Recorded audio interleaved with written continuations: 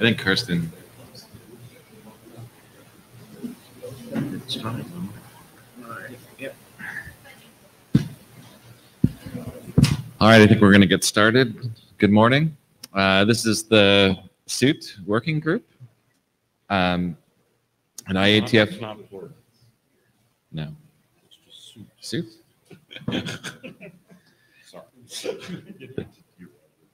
This is the SUIT working group at IETF 102. If you're not here for SUIT, you're welcome to stay and join us.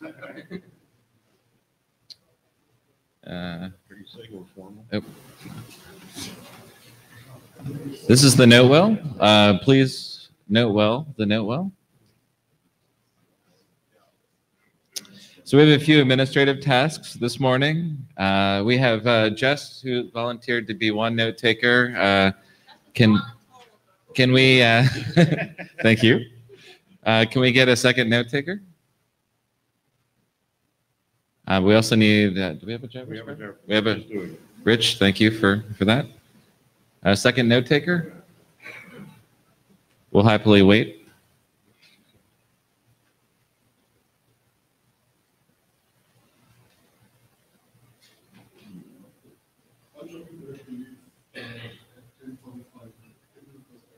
Okay, that would be fine. Thank you. There's also Jabber information, Meet Echo, and Etherpad. If you're interested, I think Jess is taking notes in Etherpad, so you can join her there. This is our agenda for the day. Any agenda bashing?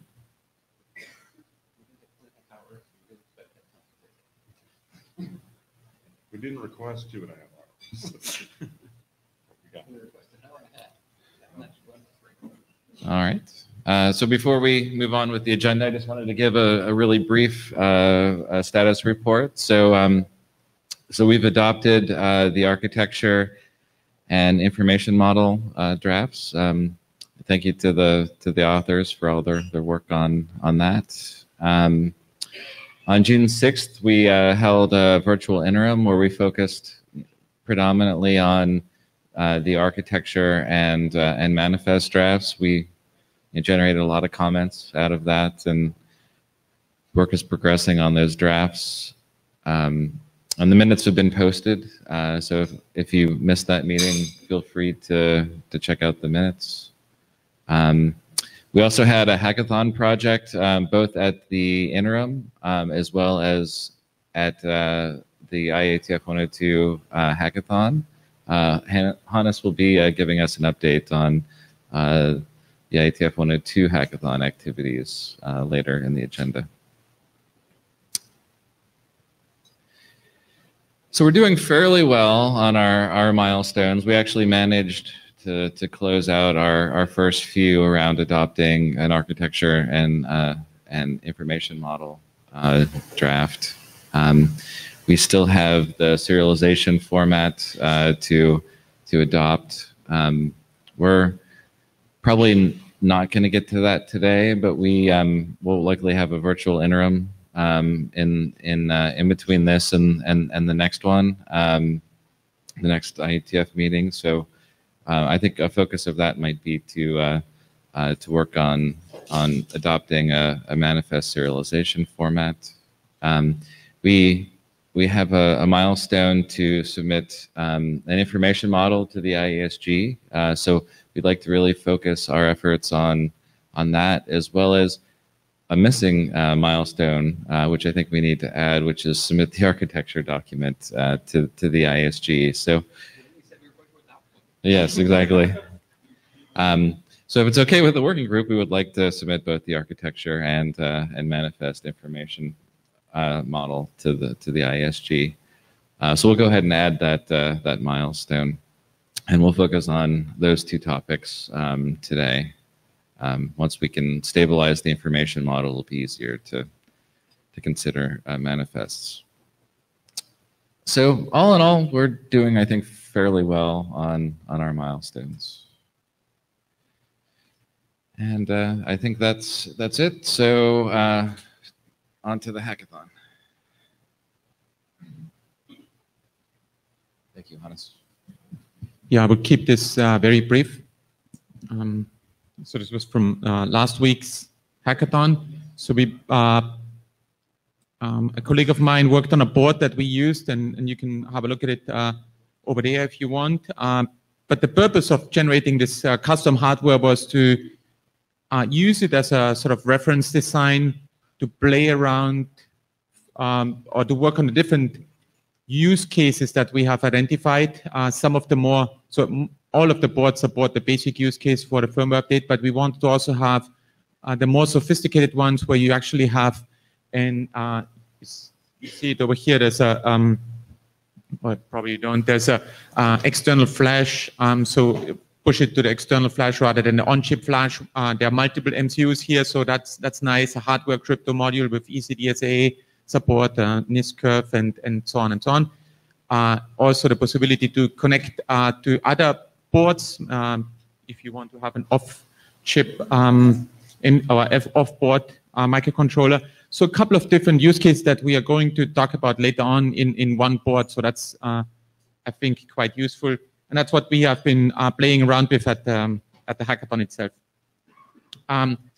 We had several new people, new in the sense of new to the IETF, but also some of them were new to the hackathon itself, so first-time hackathon participants. And I would encourage you to use that opportunity also at the next meeting, not just because maybe you are a little reluctant to get into sort of like such a hardcore topic from an embedded space, but I think it helped the participants to also then get familiar with the embedded development with the help of the others on the table. So I think that Hamy has been great in supporting the newcomers, and he produced an excellent write-up, and you can see the link later on. So I think it's even if you are relatively new to the SUIT work, I think that's something 1.5 days well spent where you actually take away a lot of info and the board as well.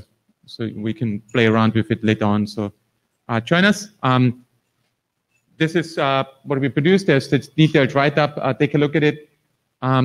Won't go into the details, but we tried to come up with different manifest formats, sign them, and sort of go through the whole chain and then verify it on the board.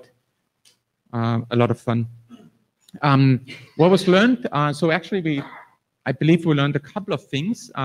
One is probably we need to do a little bit more homework before going into this hackathon next time in having everything, the whole development environment set up already ahead of time, so we don't spend half a day more or less to just install stuff. So that would obviously be useful. So we'll take that into account. The new hardware was required some learning curve.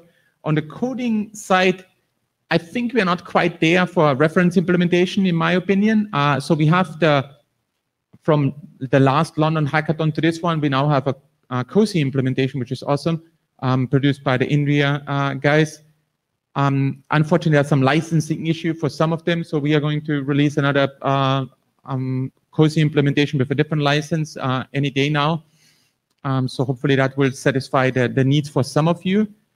But also the CBOR implementation, there's a lot of stuff there that can be sort of stripped down, and maybe there's a possibility just for a very constrained CBOR implementation only for these bootloaders. So we'll have to look into that. The spec itself, as you all know from the discussions on the list, there have been lots of changes, and I will get to that. And that obviously made it more difficult to work during the meeting. The API of the tiny CBOR implementation is also everything but intuitive. So there's some pain there that you need to go through. Just to give you a flavor of it, so you traverse the different objects in this CBOR structure, in this manifest, and you read something, you advance it, you need to say, oh, go jump to the next object, and that's okay, that's fine. But then there's some read operations that automatically advance.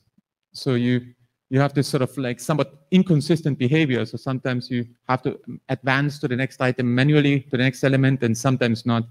A little annoying. And there's no easy or no obvious, or not so obvious on how you would traverse some of the data structures. In the end, that was good. So we the participants thought that was a cool project, and so we won a prize.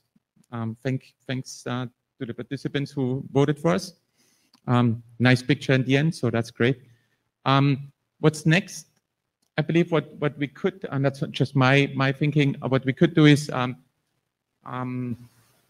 as we are advancing the manifest format, we'll have to keep up with the code as well. So that will be something to do already, maybe ahead of time before the event. Also the COSI libraries, which I mentioned earlier, and then finally going into some of the more advanced use cases, since we now have the board encryption. Russ has this post-quantum based thing. Maybe that's something to look into. So there's definitely also for students who want to do some projects. I think there's something there for them to look into. Also performance, energy, power consumption, etc., etc. And have you, some of you involved? Please join us and talk to me and figuring out how to be active there and what how you could contribute. Do you intend to have a hackathon for 103? I think so. So I hope that my coworker Brandon will come along next time as well, and so we can sort of split a little bit. I want to work with Dave on the deep stuff next time, and Brendan may be able to lead the effort on the suit stuff, so we can sort of create something bigger. So that's the plan, but sort of a little bit of organization and also finding out on who is actually going to be in Bangkok. Bangkok is not around the corner. So maybe we can start some discussion about that on the list. Yeah. Thank you for all your work with the hackathon. Yeah, it was a lot of fun. Yeah. Still have to figure out how to unbrick the boards that we bricked.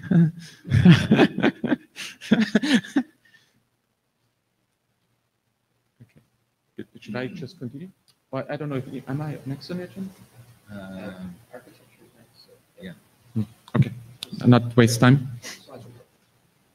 You mentioned it. Yeah. Okay. Architecture document. So there were, as Dave Waltermeyer said, that we had the virtual interim meeting, and for that one, we submitted, in preparation of that, we submitted a 0.0 version, which we discussed back then, so I'm not going to focus on those changes again. But there have been a lot of changes on the document and also in the 0.1. So we tried to come up with new terminology, and I'm going to talk about that, and hopefully we can settle on this, because that obviously led to lots of changes in the text. There was a desire to sort of change the description for the operating modes, and I will talk about that briefly as well. I hope that's also a satisfactory direction. We had a few examples provided by David Brown, which I incorporated. He's also became a co-author for his text contributions, and there are lots of editorial changes. The entities that we have now there are the author and the device. So the author is the entity that creates the firmware and the manifest.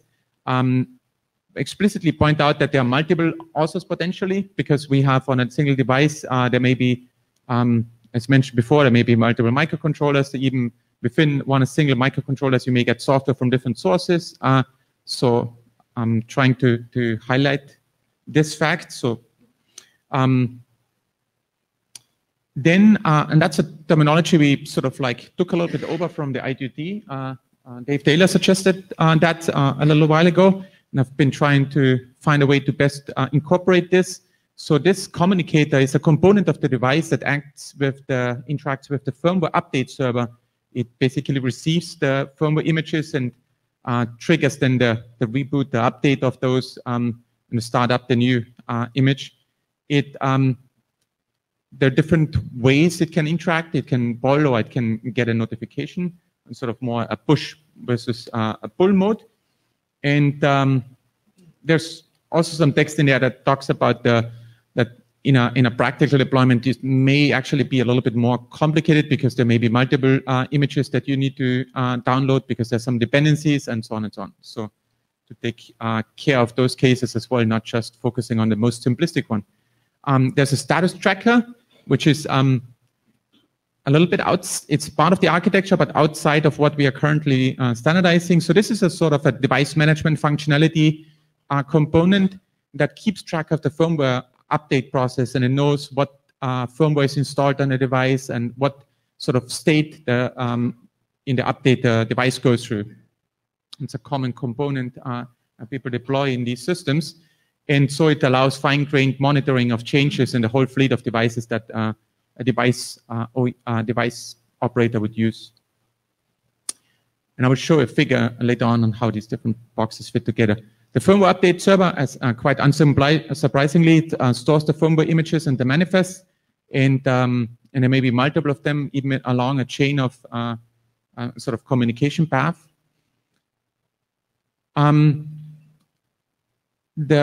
There in this device network operator, that's a new terminology that we added. The device operator is sort of responsible for the day-to-day operation of the IoT devices versus the network operator, who is really about operating the network where the IoT devices are connected. And we introduced those because we were in discussions at the intro meeting and also at the London IETF meeting. We were talking about the cases of what is the level of influence and authorization or permission decisions that those entities take when deploying a firmware update solution. And that's also documented in some of the threats and use cases. So it was necessary to introduce those. Frank from Nordic Semiconductor suggested also to add another entity. He called it the OEM operator, where OEM, as the name indicates, is sort of the entity that builds a specific component. So you will, this was a little bit buried in another email thread on the human, the human rights review. So it was a little bit less visible, but I think it's worthwhile to brainstorm a little bit about whether we need to have a terminology for the OEM in this whole picture as well to distinguish between the guy who's running these or maintaining these devices and someone who actually builds the different components. Not yet in the document, obviously. So if you have some perspective on this, let me know. And then, and that was really the difficult part, is how do we actually separate the communication architecture from the whole keying infrastructure and the authorization infrastructure? And there I introduced what I called, couldn't come up with a better name, Trust Provisioning Authority. And what it does is it distributes trust anchors as well as authorization permissions to the different entities. So, so when you think about the case where a device gets produced and that manufacturer decides that it wants to delegate the rights for making changes to the update to some other party, or if a network operator needs to do another signing and authorization step so that the devices, he wants to make sure that certain devices are only running in his network, there's some sort of orthogonal infrastructure that has to exist that besides the communication infrastructure. And I'm trying, not with a figure, but mostly with text, explaining that there's something going on here, that there's permissions distributed, and maybe there are some examples that we would have to provide in there to make this more obvious. Does that make sense? Carsten Bormann, yeah. I think that the couple of slides, of the last couple of slides you have presented, kind of indicates that there are two different problems that need to be solved. One is the manifest that we have been talking about here, but there's also a need, at least in many situations, to actually describe the set of players and what specific authorization function they have in the overall flow. Mm-hmm. And that's maybe a good follow-on thing we could do in this working group or a different working group. A device that has a certain role in such a flow, in such a sequence of operations, can find out when it has to do what. So we have a sequence of processors in the manifest right now, but that's a bit weird because it comes from the original source. So yeah, maybe we can discuss this in some more detail at some point. Yeah, well, this text was added and this entity more in response to discussions we had earlier, because we were trying to say, okay, the author of the firmware, it adds the manifest and obviously it assigns it, and somehow the key that it's used for signing, it needs to be verifiable by the device, but then we added on the possibility that the network operator also signs or some other party signs, and how do you take care of this? They don't create any new firmware, they just create new manifest and provide this authorization. So how do we deal with this? And the stuff that you mentioned, the changes on the manifest recently, they were added much later. Yeah, so essentially there is something like an overseeing principle for this device, and that overseeing principle decides on which steps are required. And one or more manifests may play a role in that sequence of steps. And we cannot expect the initial manifest from the firmware author to elaborate those steps. That's what the overseeing principle has to provide. Yeah, that's fair. I expect in most cases, sort of the story is fairly, or the processing steps and the trust chain is fairly simple. But of course, there may be some more elaborate cases. So maybe documenting them and then figuring out what to do afterwards is a good idea. So, Eric, not Mark, have you guys actually thought about what are the different use cases for this? Because I think that in the past there's been other ones that have come up, like what happens if the manufacturer went out of business, and how can you actually sort of insert things in here? So there's that aspect. It's also that if I can break into this part of the system, I can give any device any trust anchor I want to. So it operates at a different level from a security threat perspective, right?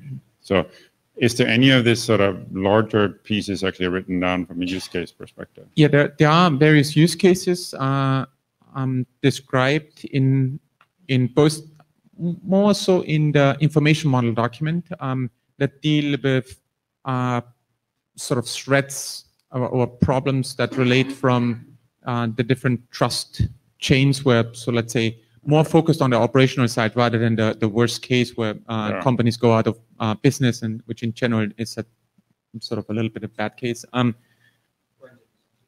okay. So maybe let Brendan talk. Yeah, because one way of architecting the system is saying that, okay, a device will have one or more trust anchors.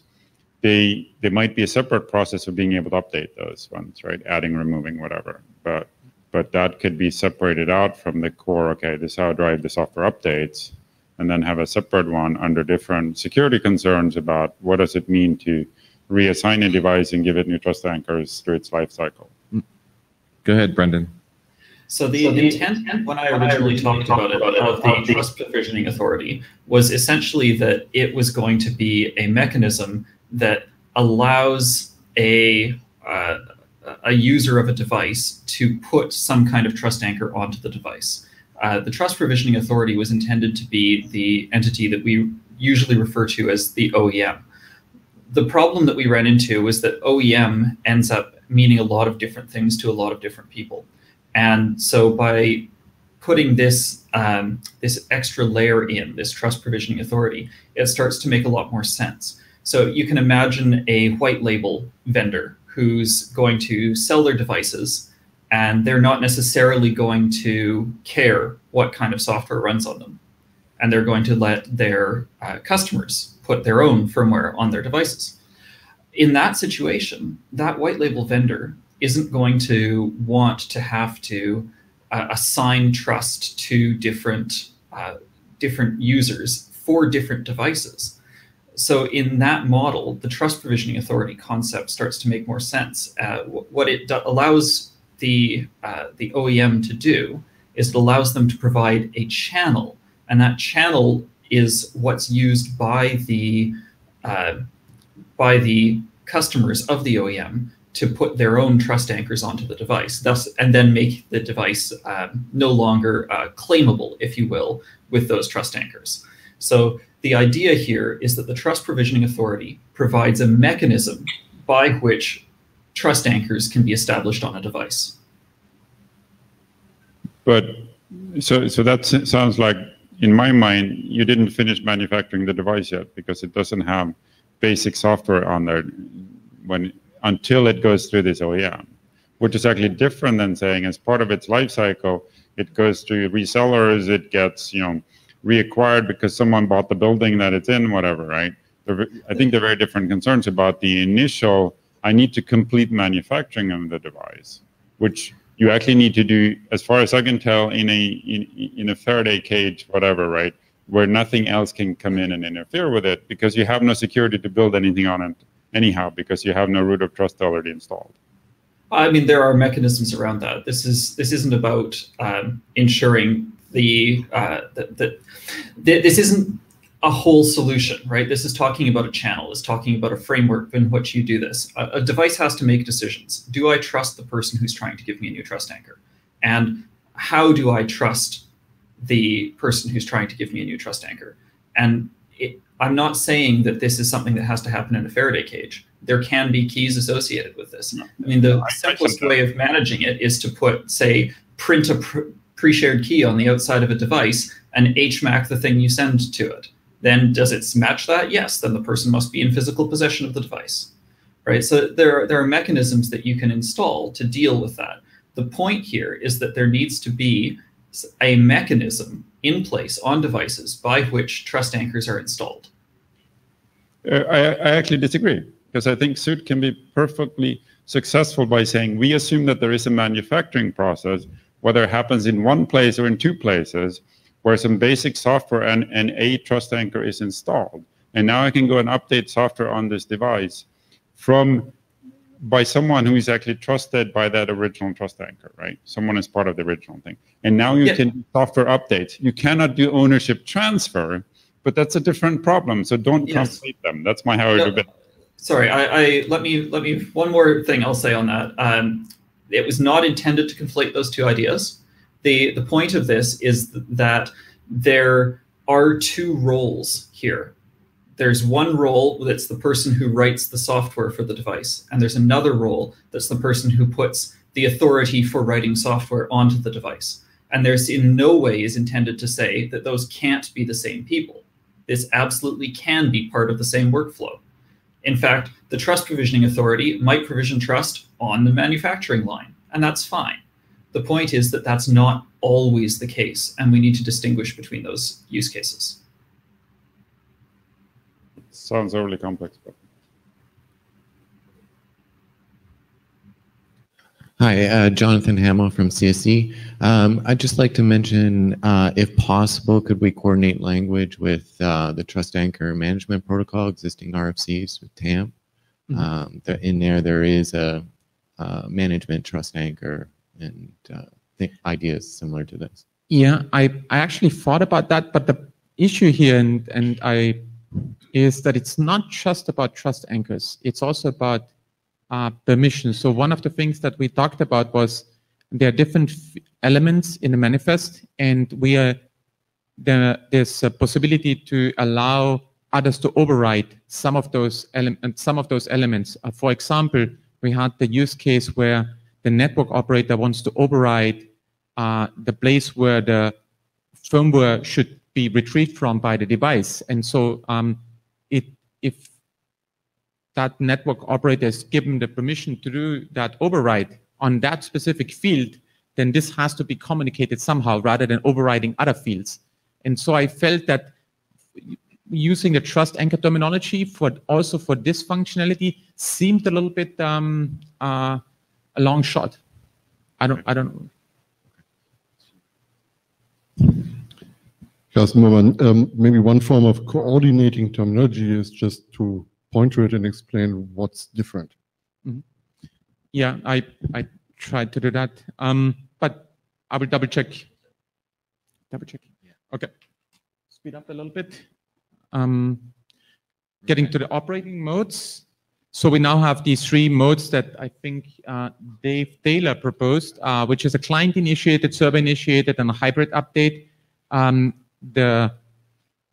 In short, the client-initiated uses the communicator to talk to the firmware update server to figure out whether there's a new firmware and be done with it. The server initiated is one where you can't just reverse the roles, because in a typical deployment you have some NATs and firewalls sitting around. So it's actually the status tracker who knows, and as the name says, keeps track of the status of the device, knows what firmware versions are running on the individual devices, knows actually what devices are out in the field in the first place, and knows how to communicate to those, potentially because there's a long-lived connection with that status tracker. And then when that status tracker figures out that it has to do an update, it basically sends, interacts with the firmware update server to provide that update to the client. The hybrid update is essentially a combination of both, where it's, the client is given a pointer to retrieve the firmware rather than the firmware itself. That's sort of the three modes that have been added in response to the discussions we had last time. Is that good?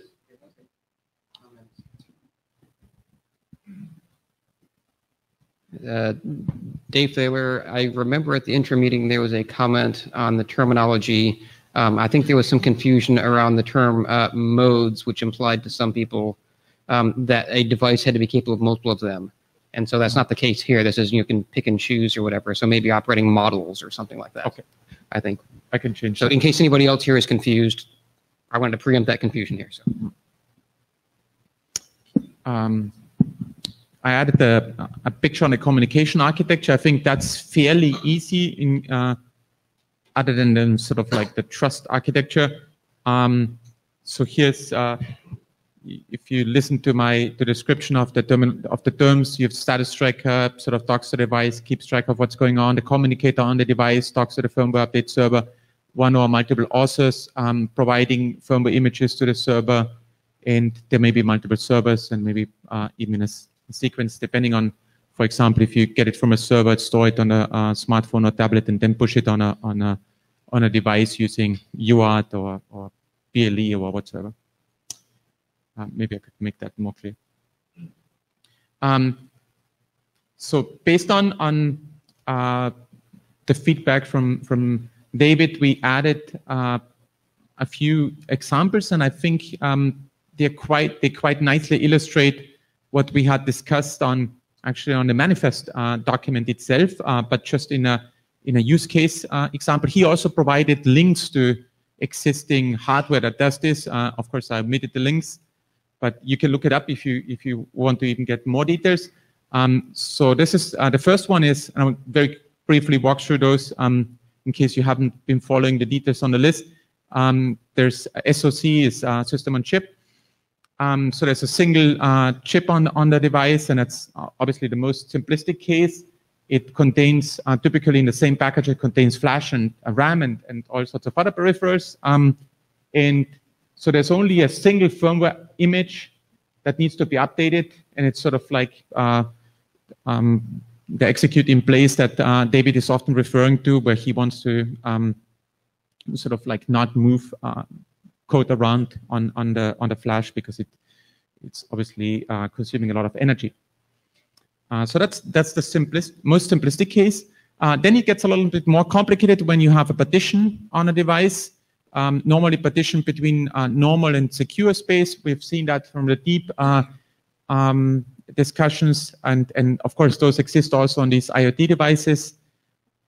So there's a case where the CPU supports this scheme, and in general, the way how it works is the secure mode will then do the update, will then decide on where things go, and you need to figure out on what you're actually updating. So the secure mode may just update the image on the normal side. So there needs to be a way to indicate on like what are you actually updating, which part of the component. And of course, independently or potentially both of it. So you need to have a way to describe this in the manifest. A more complicated scenario is when you have a dual CPU that actually uses shared memory, and they access the data. So there may be still, or there has to be a mechanism to prevent or to have some locking mechanism. But typically, one CPU then controls the update process, and swaps everything out. So the other it's similar to the former model, but just separated out into 2 CPUs rather than 1 CPU having a secure, non-secure partition. And this is just having a sort of 2 CPUs doing these different tasks. He also provided a link to some IoT hardware that does exactly that.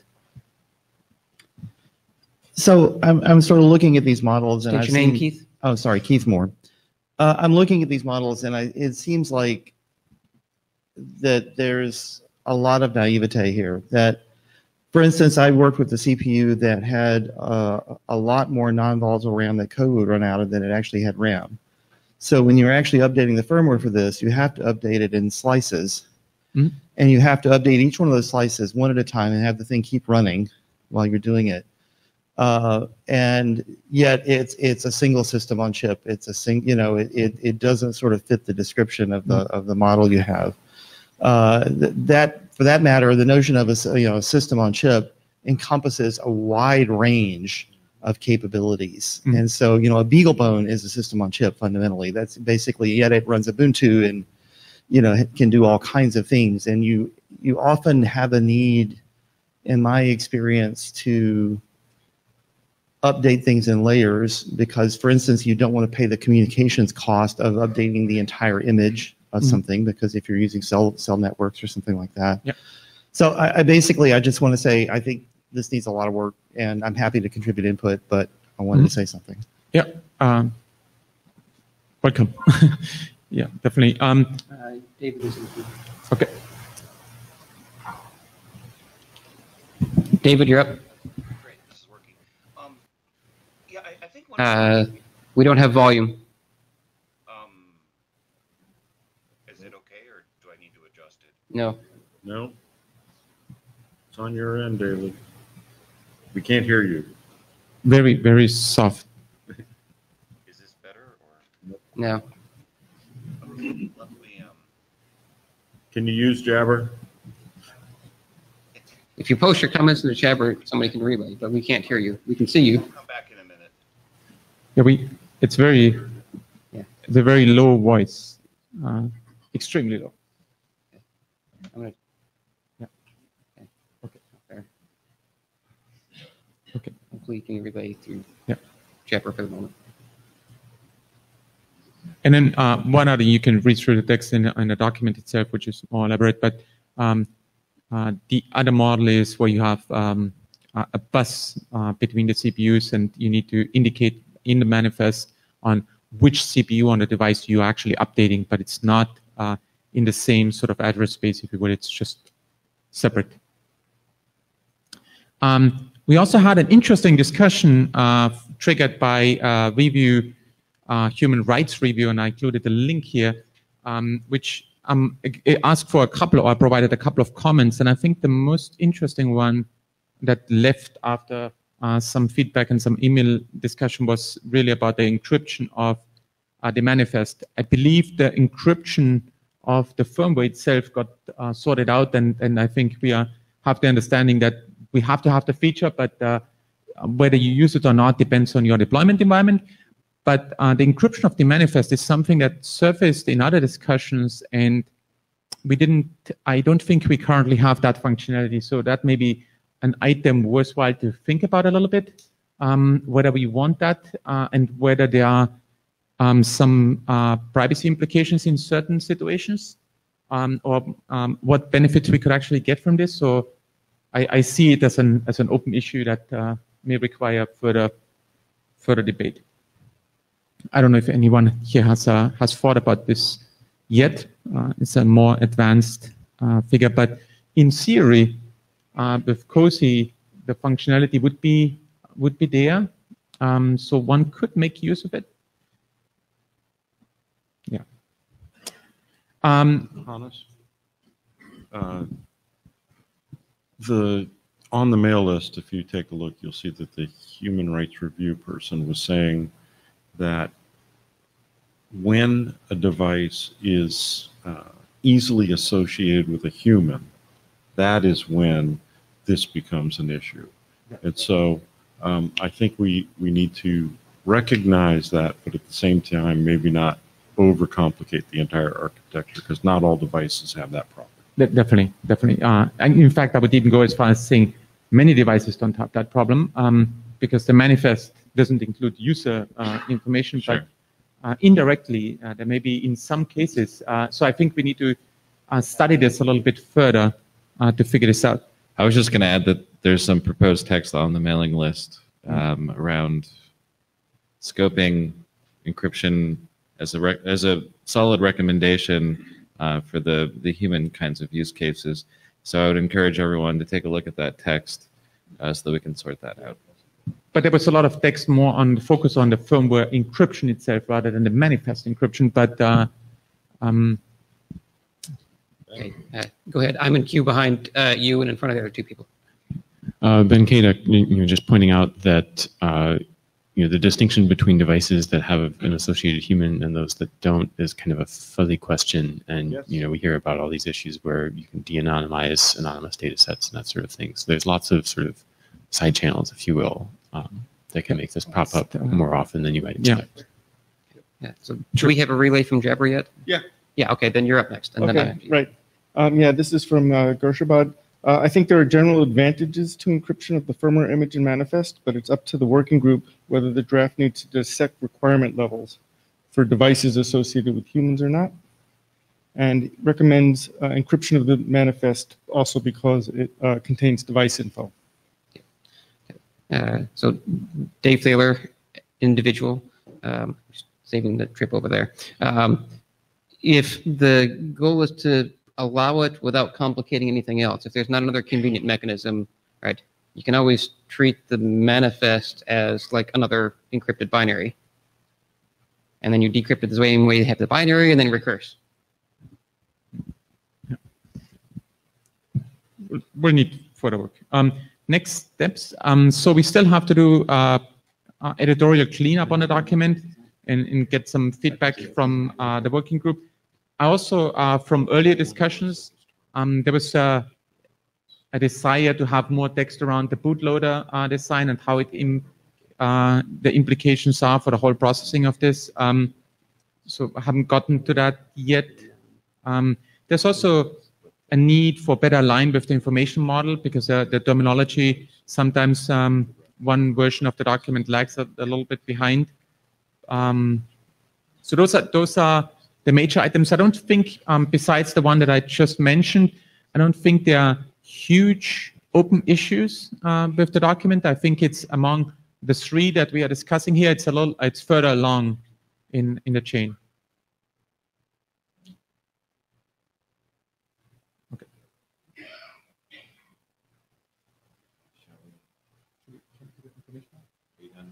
Yeah. Any other comments? Okay. Yeah. Let's move on.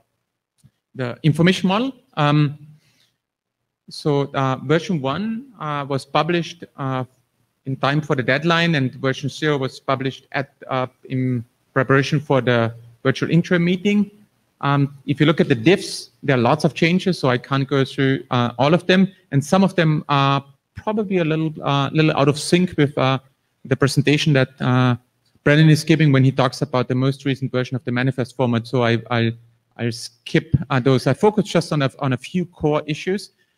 We added 2 threads regarding the unqualified firmware. So here's the case that was discussed and hopefully appropriately captured. So imagine you have device and network operators, and the device operator creates the firmware or has works with the author to do so. And then the network operator needs to decide whether this specific IoT device with their firmware is fit for purpose on that network, which may be a situation in some of the critical infrastructure environments. And the device operator manages devices that are deployed in all sorts of different networks. And so the attack scenario is the following. Imagine an attacker obtains a manifest from a device that is deployed in network A, and then he takes that manifest and sends it to a device in network B. So the device, it's fine for that device because it's managed also by the same device operator. But but network A and network B are under different controls, so implying that firmware update to this other network B, would be a problem, would be a violation of the policy of that network operator. So it's perfectly, like from a signing point of view, it's perfectly fine, but just not complying to the policy. The other cases where you have multiple devices that interoperate, they are working on the same network, so we have only one network operator rather than two, but multiple device operators, and you, so some of the devices are manufactured and managed by device operator A and others by device operator B, and now is a firmware release for device operator A that breaks the interoperability or compatibility with those of the device operator B. So the network operator may want to have some saying, or some may need to qualify which one of those firmware images are actually allowed to be used in his network, irrespectively of what device operator manages them, which can then obviously be used to cause denial of service or potentially other problems. So we added those two threads. I don't remember who suggested them, but I covered them. There's some. This is actually terminology from the architecture document, but because it's used in a subsequent slide, I would just want to remind you. So there's one case for the heterogeneous storage architecture where a device stores the firmware image or firmware component at least in different ways in the system. So, for example, you have a device that has on-chip flash and off-chip flash, so those would be stored differently. Whereas in the homogeneous storage architecture, we are talking about storage of firmware images or different components in the same way, so they may be just in different address spaces on the flash. So those two terms. So for the case with multiple microcontrollers, there's a need to have component identifiers to actually distinguish between the places where these firmware images have to go.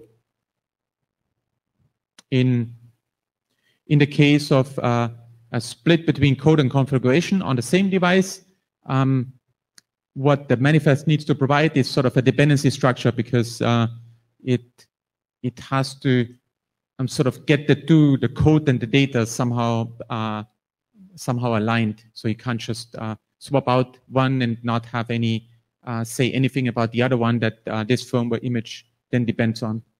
So this is sort of the dependency structure, whatever the name in the future will be.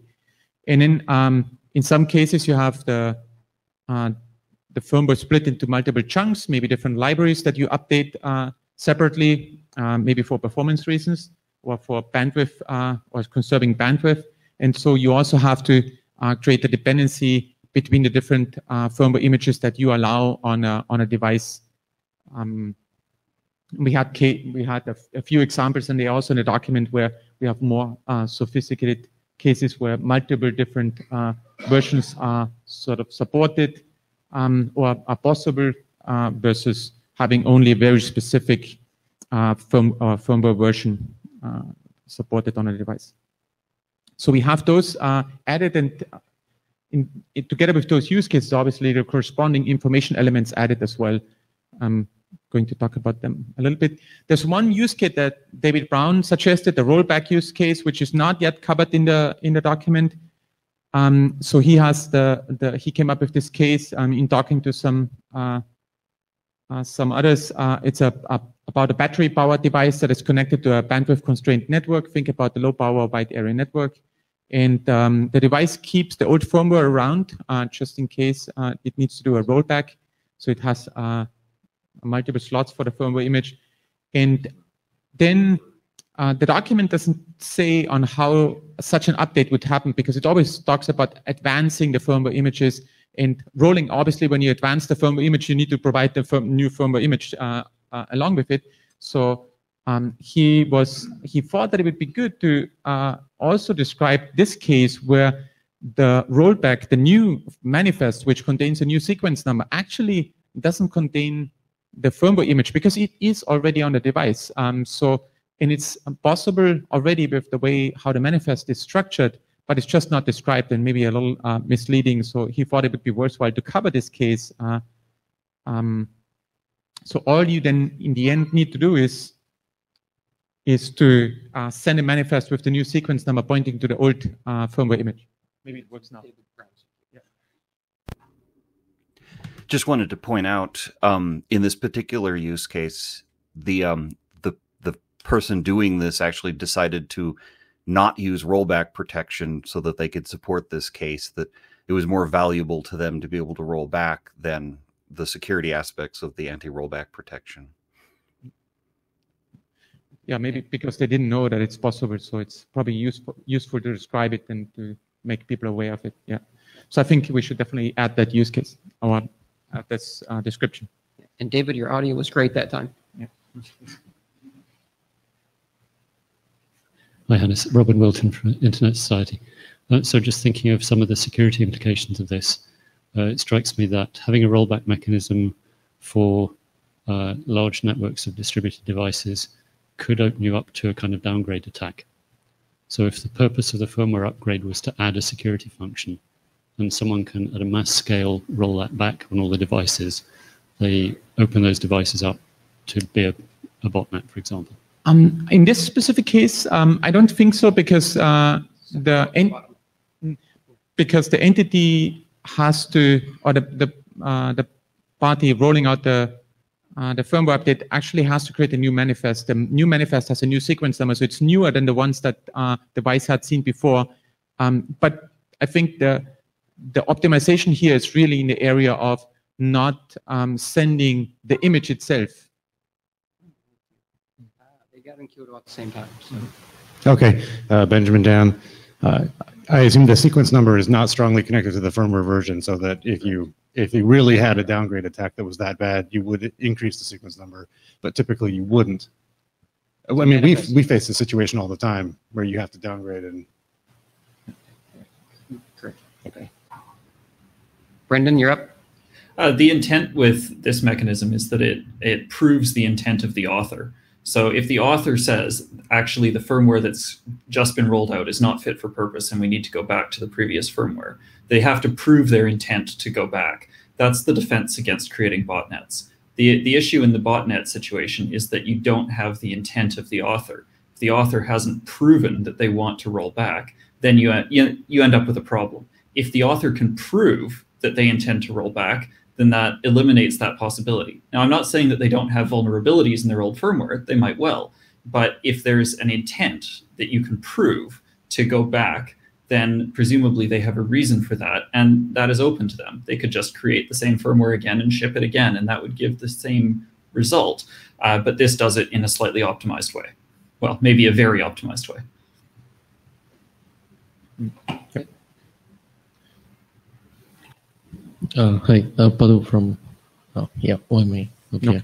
No. So in terms of this rollback, I believe, is there a need where the manifest is attached with the date after which that firmware does not have the veracity to live in the device and then it rolls back?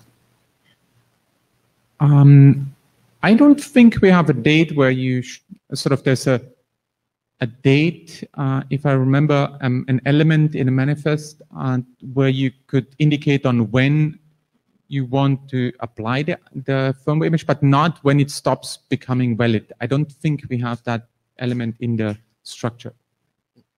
Okay, thanks. I very briefly wanted to talk about the manifest elements. I will skip. I will be very brief because I want to give the time to Brendan because he has this new structure. So referring back to the discussion earlier with the different types of use case and different types of sort of more sophisticated hardware components. So we have this concept or this element of storage location, and which then allows you to distinguish, for example, are you updating an OS? Are you updating an application? This is sort of the two storage location case. Are you putting something on a file system? So that would be the path in the file system. Or are you putting something into flash memory? Where exactly in flash memory do you actually put it? This is sort of like the offset or address of the the space where you put it. So that's an element that has been added or has been clarified. There's also, okay, so that's good. There's also this component identifier which was added because in the case of heterogeneous storage architecture, this storage identifier that I just talked about is not sufficient to actually identify where to put the information, the firmware. So this component identifier was added as a new element. The conditions, and the condition element was there all along, but there was a lot of confusion and discussion. So on the different elements, and it was then later split into two types of conditions: preconditions and post-conditions. And that change has been made in a manifest format, but hasn't been populated back into the information model document. So you still have a little bit of an out of sync situation there. Carsten, Bob, can you go back to the previous slide quickly? Sure. So in about half an hour ago, you said something that really intrigued me, which was part of a component. Okay. I cannot reproduce the entire sentence, but okay. I can maybe try. We have a little bit of work ahead of us here. Okay.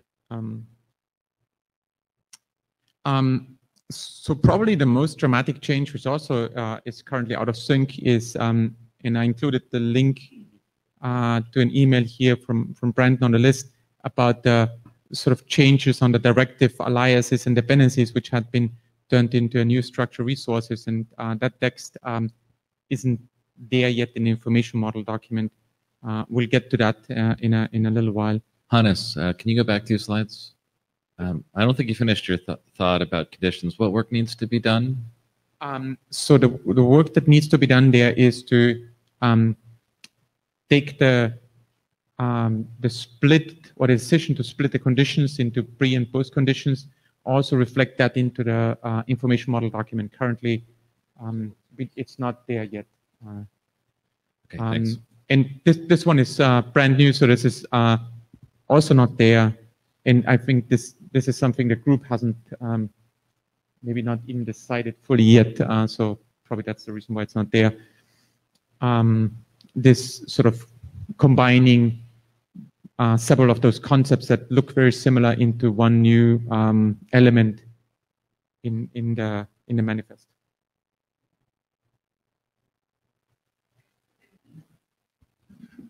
Hi, this is Hank.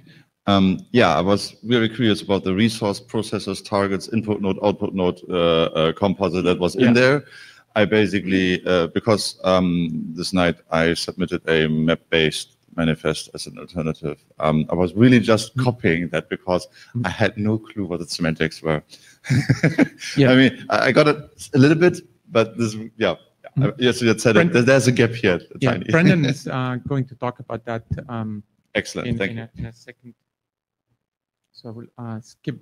So one of the things I think my lesson learned from sort of this whole exercise is that it probably wasn't a great idea to separate in the early stage the information model from the serialization format,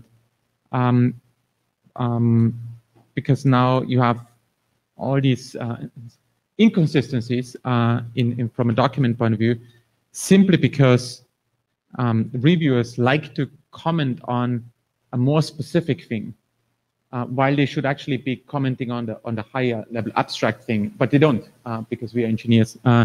So we like to write things down in a more specific style for some reason, and so you see things being somewhat misaligned.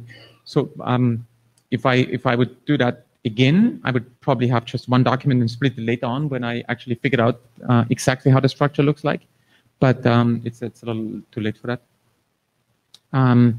But okay, and I hand it over to Brendan. Or any other comment? Yeah, sure. So I didn't really. This is Hank again. See, is there this required version thingy in the information model that didn't make it into the manifest at the moment, right? There's a version number in the. Yeah, but this is this. There's multiple versions like major, minor, whatever revision, and then this is a prerequisite for being able to update it in a multi-segment or multi-partitioned firmware, each having its own precondition, basically. Yeah, that is the precondition concept that's there. I don't think the major minor version number concept is there. I have to look, and probably Brandon can answer that question when he talks about it. But it's not an information model for sure, because it just talks about version. Okay. It doesn't talk about maybe we have major to elaborate minor. on that a little bit. Maybe it should talk about major minor. Okay. Yeah. Thanks.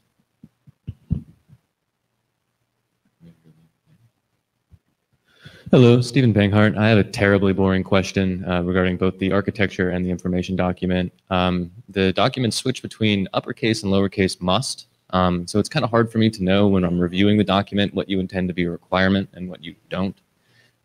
So if you could update your section 2 to use the new BCP on uppercase and lowercase requirements, that would be really helpful for me as a reader. Okay. Thank you. That's a good comment. Yeah.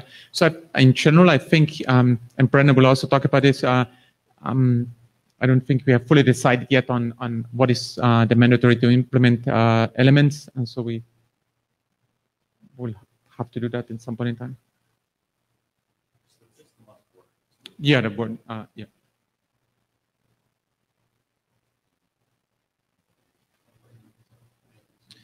Brendan, can you jump into the queue?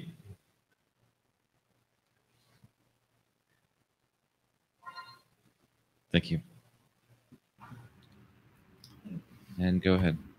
Okay, so I want to start by saying that the manifest serialization is under a lot of flux. So for instance, there's this whole thing that Hank mentioned about the manifest processors and resources and targets, and I honestly now believe that that's probably a mistake and that there's a better way of handling it, which I'll talk about in a moment. So suggestions welcome. There's a lot to be done yet to get this to a point where I think we can standardize it. Brandon, I have a customer one here. I have a terminology comment. The serialization is done. That's in RFC 7049. What you're really doing here is the data model, right? Yes. Thanks.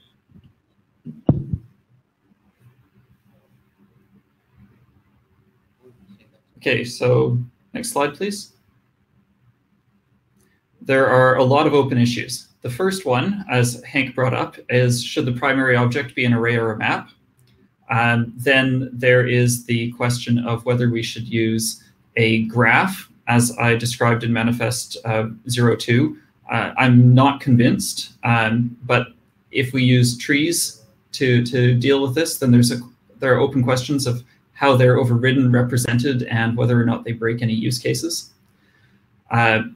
There's also the question of whether we can have one type of digest for the whole manifest, or if there's a good reason to support multiple different types of digest at a time. Can you elaborate? Sorry, can you elaborate on what your intended difference is between a graph and a tree? Can you give me a few slides and I'll elaborate? Sure.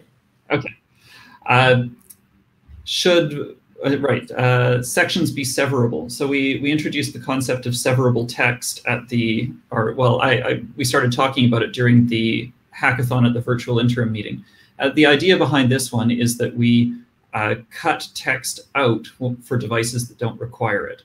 Text is meant to be human readable. Devices don't really need to process it, and it can increase data sizes. So by making them detached, I believe is the term that's used in most containers, or most crypto containers, the idea is that text can be delivered to the entities that require it, but it can be pruned when a manifest is delivered to a device. We have an open issue that COSE has no algorithms no algorithm identifiers for digests on their own. So I think that we probably need to file another draft for COSE to add algorithm identifiers. Next slide, please. There are more. Encryption of the manifest is something that we might need to address explicitly. It's also something that we might need to address one level higher up, with the concept of severing more sections of the manifest rather than just the text. Maybe it's possible that we could wrap that particular problem up in one of the sections that the manifest references, while still maintaining the ability to process manifests at intermediate steps, which is important for routing considerations, among other things. We need to work out the encoding of processing steps, directives, and conditions, and extensions. And there's a lot of enums used throughout the manifest, and there are going to be IANA implications because of that. And with that list of open issues, shall we dive into a couple of them? Array versus map. I'm still more set on arrays than maps, largely because most of the fields are mandatory. I have yet to see a compelling argument to go the other way. If there is a compelling argument, I'm definitely open to it. So, Carsten Moment again. We had this interesting hackathon in June that Hannes talked about. And one piece of feedback that was pretty strong from implementers on the embedded side was that they really like to do pull parsers. And pull parsers essentially means that the control flow in the program that actually makes use of the data is kind of bound to the serialization sequence in which the data comes in. That, of course, means the more deterministic, the more predetermined the serialization sequence is, the easier it is to run this pull parser. That's actually an observation that's both relevant for this and for the next question. So for the array versus map decision, the obvious advantage of a map is that it's easier to extend. The disadvantage is that you are not predetermining the sequence. Now, you can do some things, of course. For instance, if you go for consistent encoding, you could say the fields in the map have to be serialized in a sorted way and so on. That's one way to fix this. But I agree with your assessment. Right now, this is a pretty stable set of fields.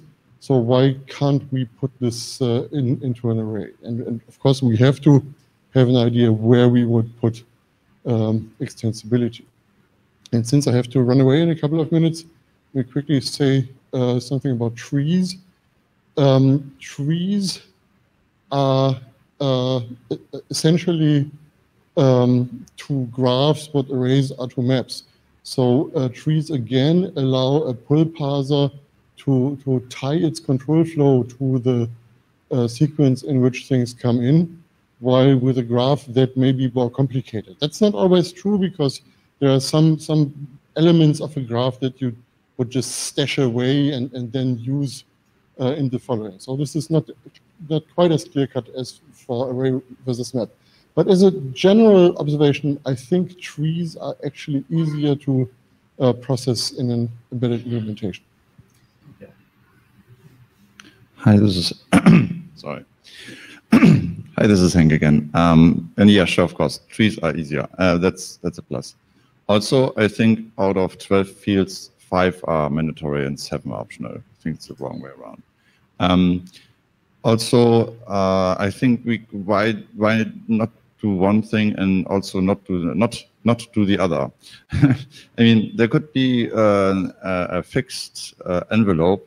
We have one that is the COSI, where the payload resides, and maybe the payload is just the firmware, and we put everything that is about the metadata into the secure header, for example, just spinning from the top of my head. Okay, so we might be able to leverage both benefits of maps and arrays, and don't have to stick with one necessarily, I think. Also, I would agree with the idea that if you want to pull something out of a file and it is an offset, you have some additional problems with padding, I think. It's like word-wise copy. I think that's brought up on the email list, I think. At least it was brought up at the IETF hackathon, Hannes. Maybe you can remember. I don't really know the source anymore. But there was this idea that we just blindly can grab into the manifest if there's a firmware in there and put that out because it's word-wise copy. I don't remember. But there was some very, very, very strict and naive requirements there. That's like, I basically want to do nothing. I want to be sure where it is when I receive it at the end.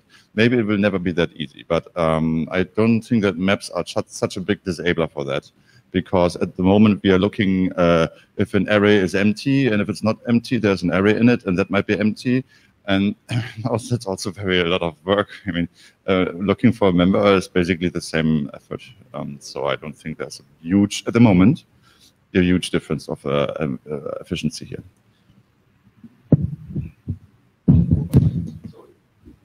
Hold on. Dave Waltermeyer as an individual.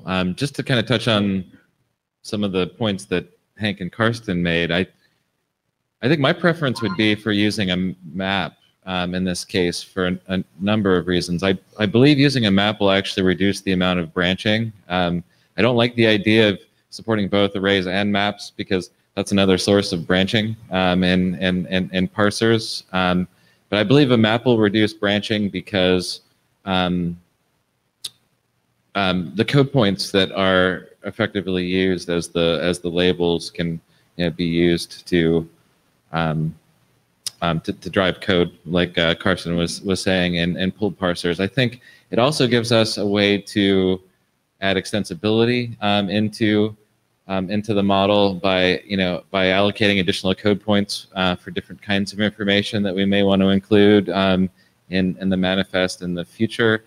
If we get something wrong with our current representation of information within the manifest, it allows us to issue a new code point for maybe an alternative to that in the future, which I think also eliminates a lot of the need around versioning within the manifest.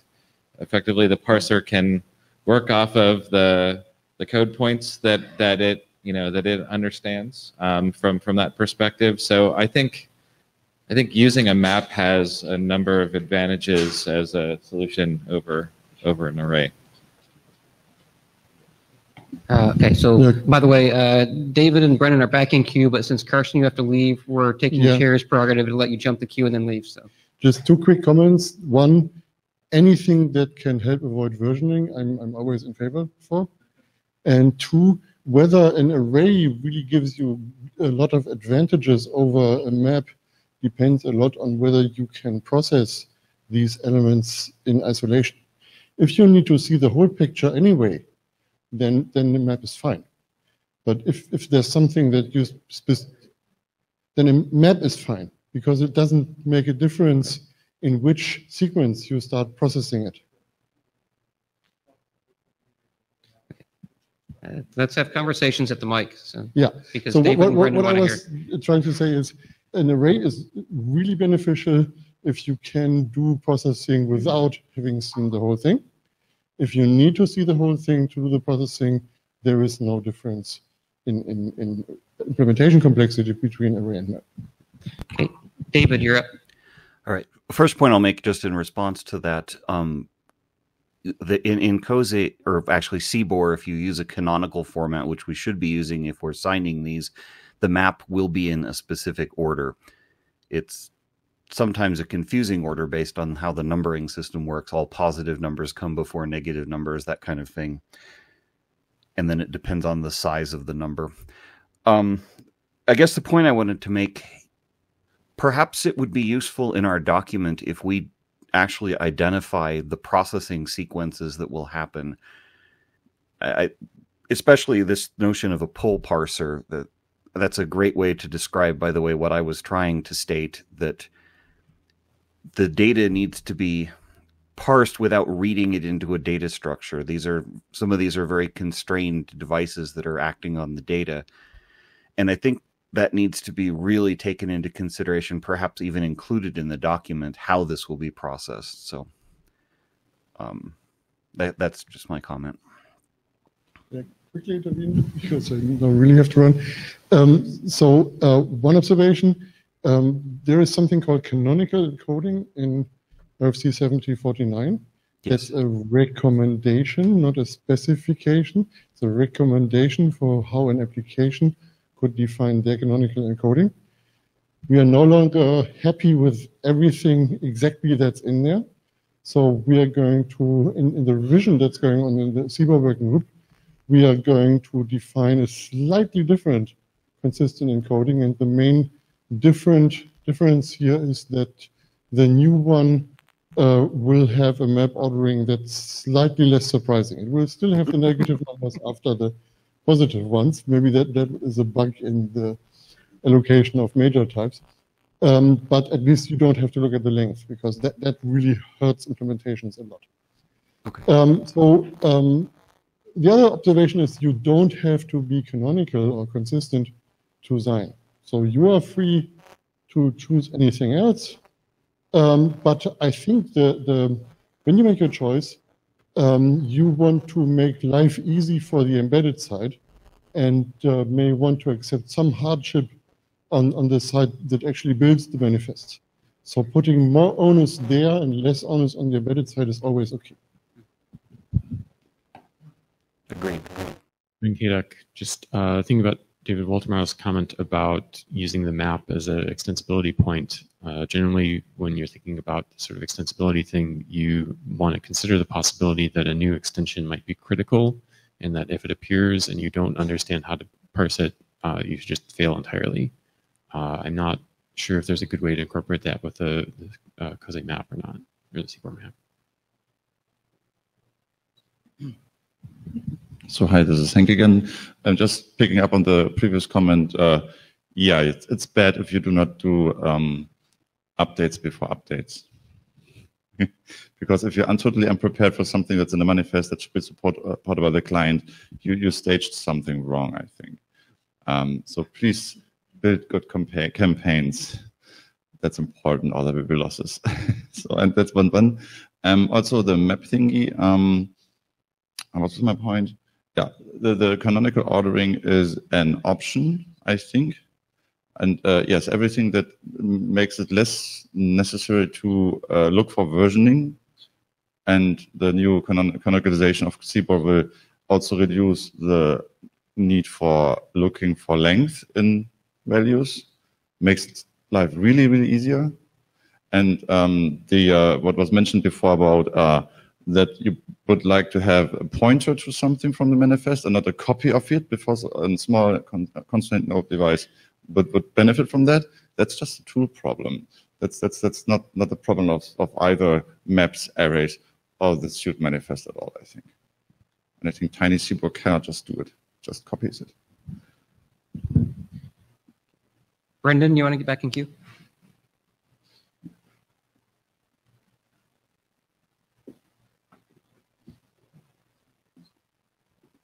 Brendan is still on Meet Echo, but not in queue, so.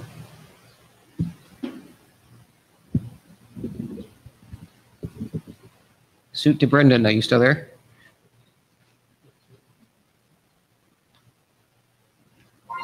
Oh, here he comes. All right. I was trying to sort out becoming a presenter with Meet Echo. I think we may have it now. Yes, so I take the points that are made. I particularly like the idea of pull parser, and I think that one thing we might be able to do here is try and actually merge these two concepts. So what I mean by this is that if we deliberately flaunt canonical encoding and put elements in the order that is needed by the target device, then we can actually get perhaps the best of both worlds.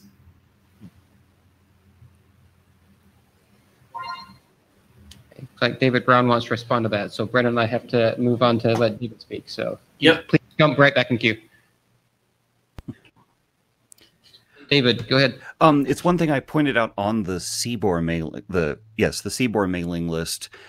In the manifest that we currently have, we use a syntax that is allowed by the grammar in the CBOR spec, but not explained what it means, which is basically an array of pairs that may be a useful format. It's basically treated like a map, but the ordering can be specified.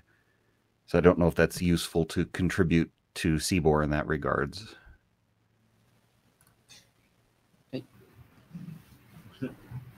Hank doesn't think so. Back to Brendan.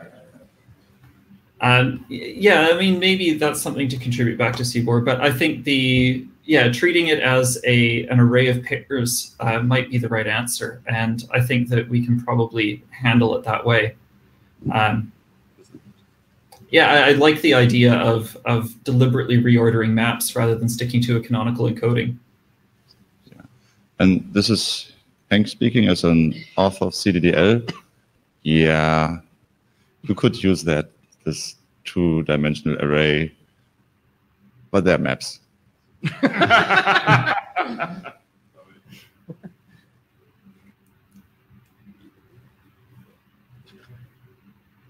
Should we move on to another open issue? Yep, let's keep going. Right, so as Hank mentioned earlier on, the information around what exactly the process description is a little bit thin on the ground. So this all comes from a fundamental requirement for a device to be able to assess whether it can process a manifest up front. If it can't assess that, then there's no point in having separate metadata from payloads. So the intent is that a device can determine exactly what it needs to do to process the content that it's being provided with. And for that, it needs to have a description of exactly what it's going to do. So if we start by moving things that are things that are installed into their own section, then what you need to describe them becomes quite small. Likewise, if you describe how to obtain that thing that you install separately, you need to specify where it goes so that you know which thing you install you're referring to. And the most sensible way of doing that, I think, is to put the same component identifier in both sections. Then you need a list of steps that you have to go through to process these devices or these things you install. This could include things like decryption, decompression of multiple kinds, including things like Delta, which is a little bit more complicated since it requires two inputs. And then finally, resources, things you refer to that contain firmware, payloads, what have you. Those need to have a URI or a component identifier in the case of a Delta input so that it can refer back to something that's already local. On to the next slide, please. So here's a fragment of CDDL that explains roughly what I'm thinking of doing. You have this thing called an asset, which has the component identifier, an explanation of how the device is encoded, any parameters that it might take, the size of the resource, and the digest for the resource. I should go back and say that the encoding really needs to change to an enum, but that still needs to be discussed in the working group and exactly which kinds of encodings we'll list under there, which is why it's still a B string. The parameters need to be a B string to deal with individually defined encodings. The component identifier I've got listed as an array of B strings. Following on from discussions at the hackathon, I've come to the conclusion that a component identifier and a storage identifier together are just a generalization, or sorry, they're a specialization of an array of identifiers. So let's just use an array of identifiers.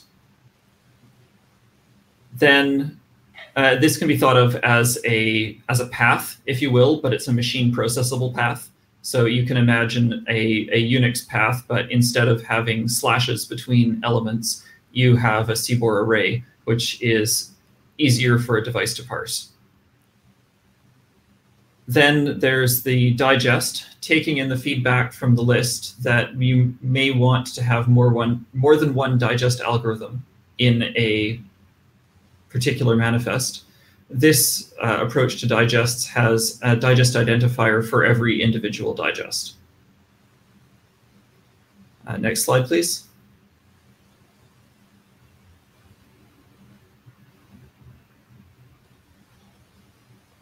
All right. So this explains how a particular thing that you install gets installed.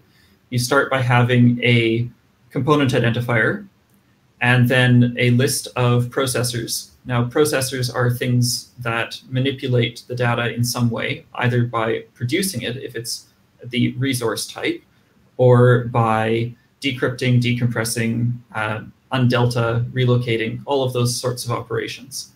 Now, because some of these can happen together, there's a list of inputs. Now, those inputs can either be a URI list if they are remote resources, a component identifier if it's a local resource, or a map of inputs if it is a non-resource type. So this is, for most of these, it's relatively straightforward. Decrypt, for example, would take one input, whereas the undiff, or I guess undelta, would take two inputs. And the reason for the map is so that it's clear to specify which input is mapped to which index into the array of processors in the asset installation info block.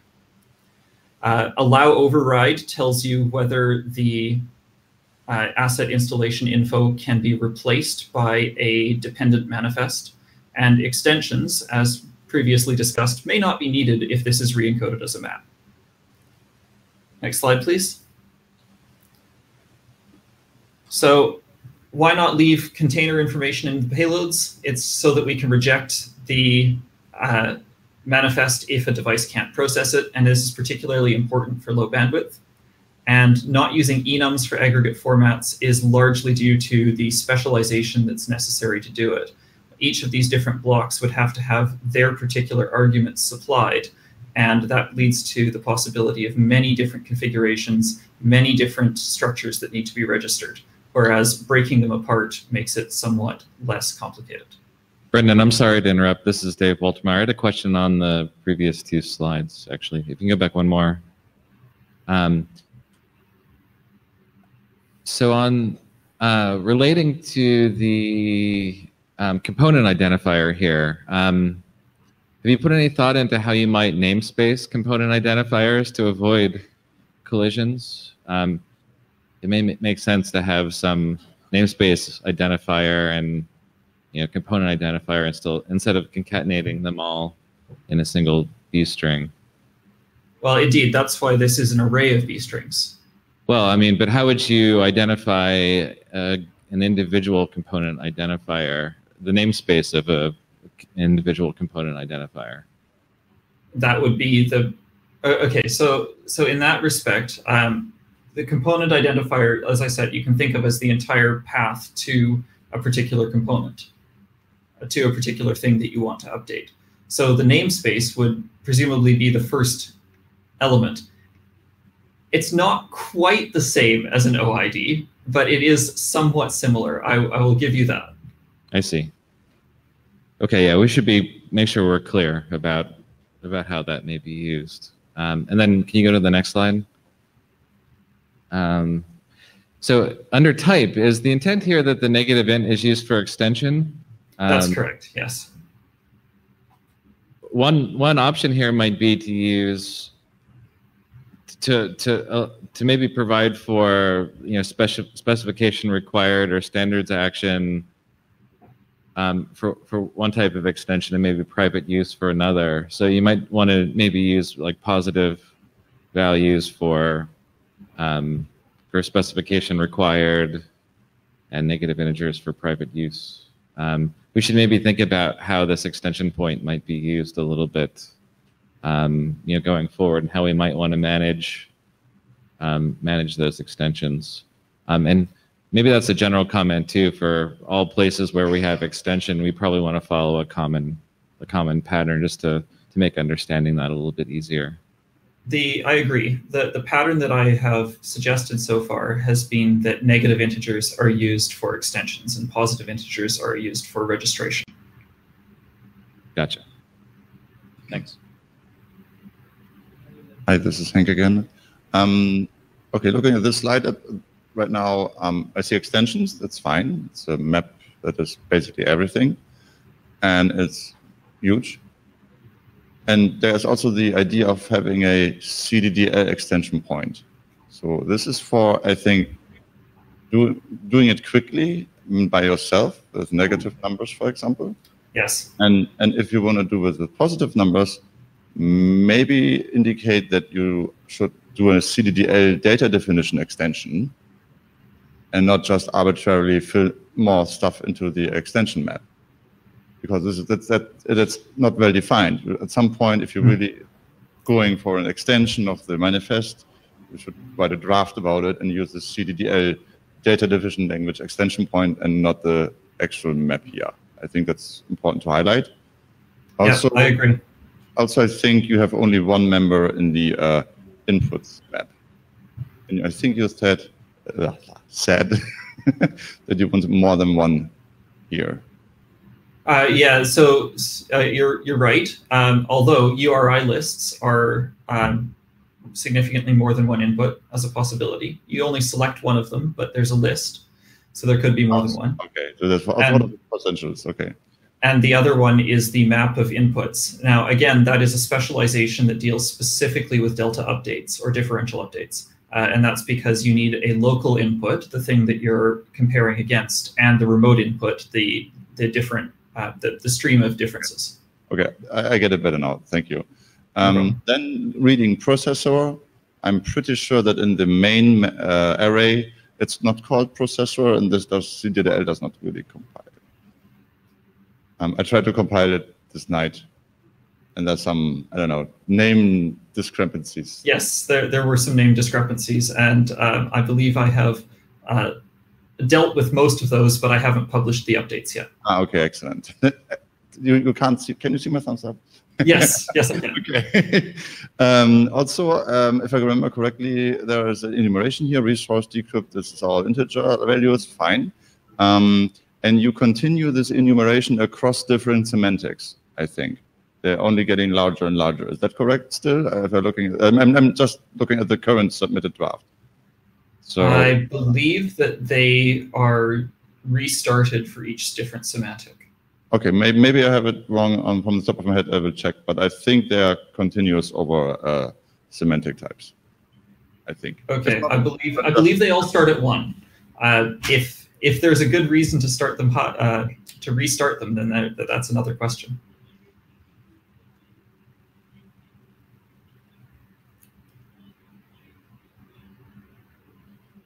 So an example here we have a raw binary payload, so there are no arguments needed. Then an encrypted binary payload is the next possibility. You would need a key identifier, an algorithm identifier. Those would both need to be arguments to the payload descriptor. Then the possibility of encrypted compressed binary or encrypted compressed delta payload. You can see how each one of these has a different set of arguments that are needed to describe it properly. And when we go through this, this is essentially my justification for not defining aggregate payload types as enums, because with each of them, a new structure would have to be redefined to encompass all of the arguments that would be necessary to process that payload. Next slide, please. There, I've already said the same thing. It would be easy to miss a reasonable combination of supported steps. So I'm suggesting that we describe each step instead, and each one can have a defined structure. They can all be represented in the same way, but then we have to define how flow is described. And because of delta, we know that flow is a tree rather than a linear sequence.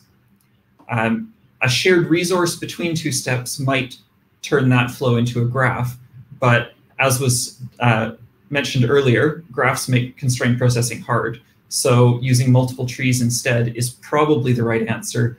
And I haven't seen a lot of examples of a shared resource. So, and even if it were, I don't think that would increase data size or make processing particularly harder.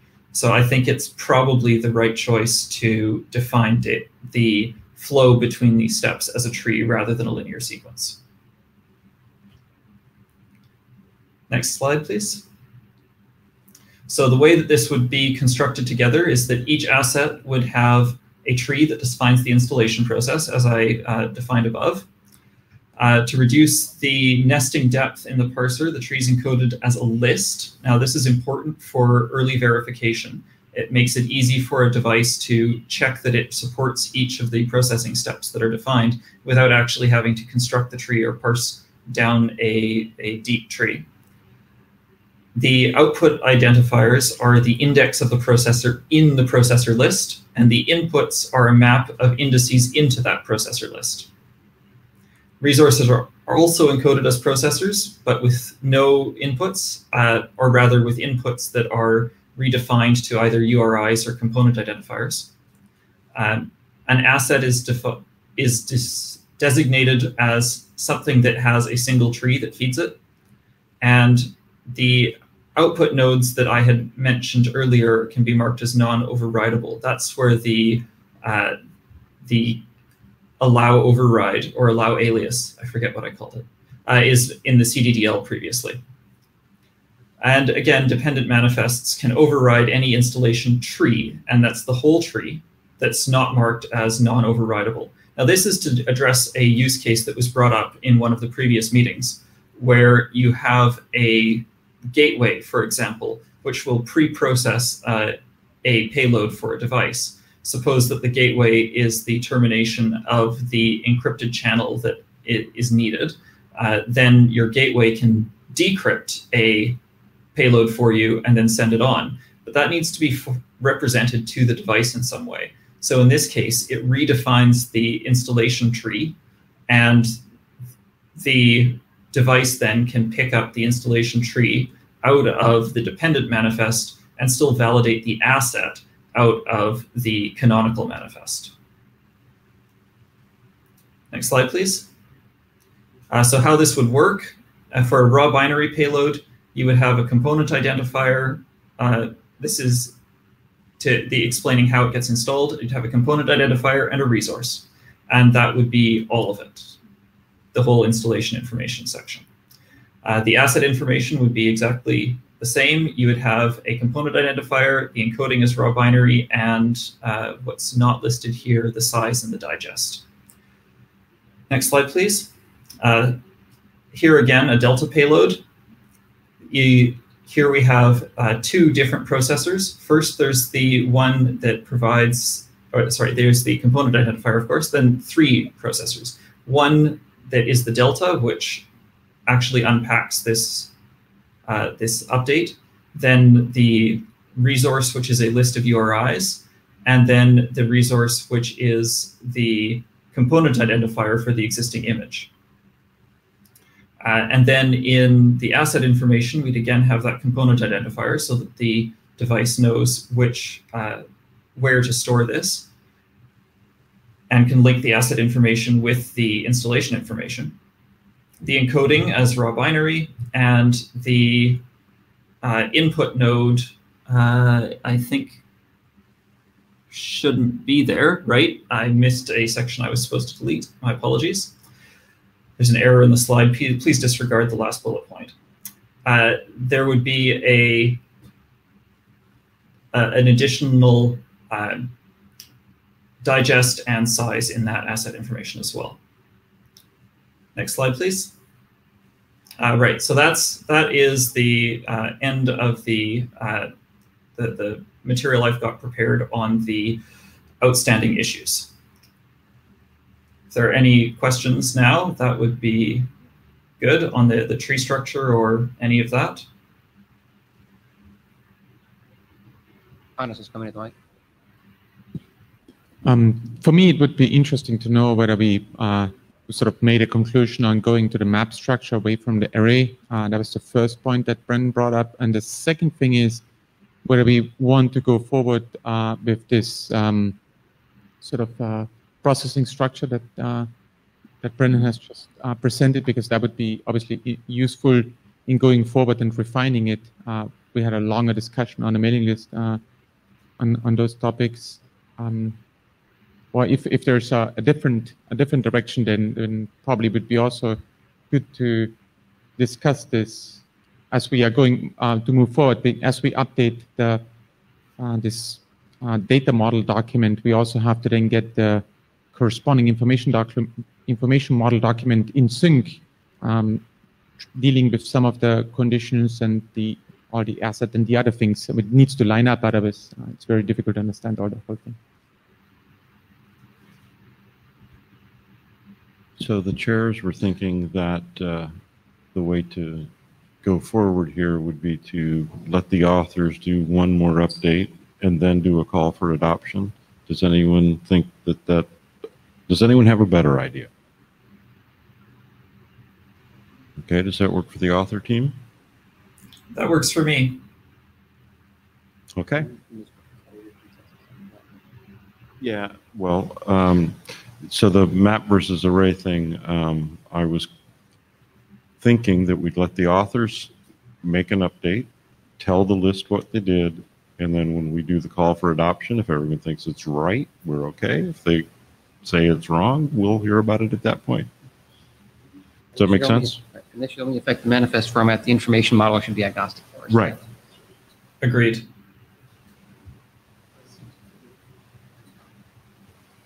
Hannes is coming back to the mic. But it seems, at least on that issue, it's from the folks in the room, and there, of course, there are other people on the mailing list, but there was a preference more to on the map side rather than the array side. At least that's how I understood the discussion. I would note that Python. Who are you, Dave? I'm sorry, Dave Kemp with Department of Defense. If the information model says that you have an ordered map, that is, then you require a serialization that will preserve that ordering property. I'll notice that Python just recently decided to make their maps have an ordering property to it. So Hank says, well, you could use a two-dimensional array, but a map is a map. Well, if you have a serialization that preserves a designated ordering in your map, then you can use it. If CBOR does not provide that, then you implement it so that it does. Rich Sauls, so one lesson learned from the old XML schema days is if the ordering doesn't matter, just pick one, and then you get the canonical form, and like I said, doesn't matter. That's also a lesson from the ASN1 days. Since we have like 3 different ways to do it, we learned that's bad. Yeah, I wasn't going to go that far back. Right. So I heard 2 related but separable discussions. One was on map versus array, and one was on ordered versus unordered, right? Because if you have a map, it could be either, right? If you have an array, it's obvious that it's ordered, right? And so I said that map versus array doesn't impact the information model, right? Ordered versus unordered could be said in the information model. If we said it had to be ordered, then the information model could say that if it had a reason why, independent of any serialization format or any data format, if it needed to be ordered, it could say that. And I saw some discussion on that I heard people arguing, yes, it should be ordered, was what I heard. What I heard was the reason the ordering was important was so that everybody does the signature the same. Actually, I was going to add to that. I heard that we need to at least discuss and define where ordering does matter within the information model, which I think is something that the group needs to do. The other thing that I would say that we should prioritize is documenting these concepts in the information model even before we focus on any additional updates to the data model, because our goal is to ship the information model, sooner than the data model. If the edits were being done by different people, there's no reason that they couldn't be done in parallel. But if they're done by the same person, please prioritize the information model updates between the two. Yeah, this is Hank again. And if you're really invested in having an ordered map, you could, in theory, register a CBORD tag for that. There once was a effort that planned to introduce a CBORD tag for a ordered multi-map, that even though the members won't be unique. This is of course not necessary here, but of course unnecessary.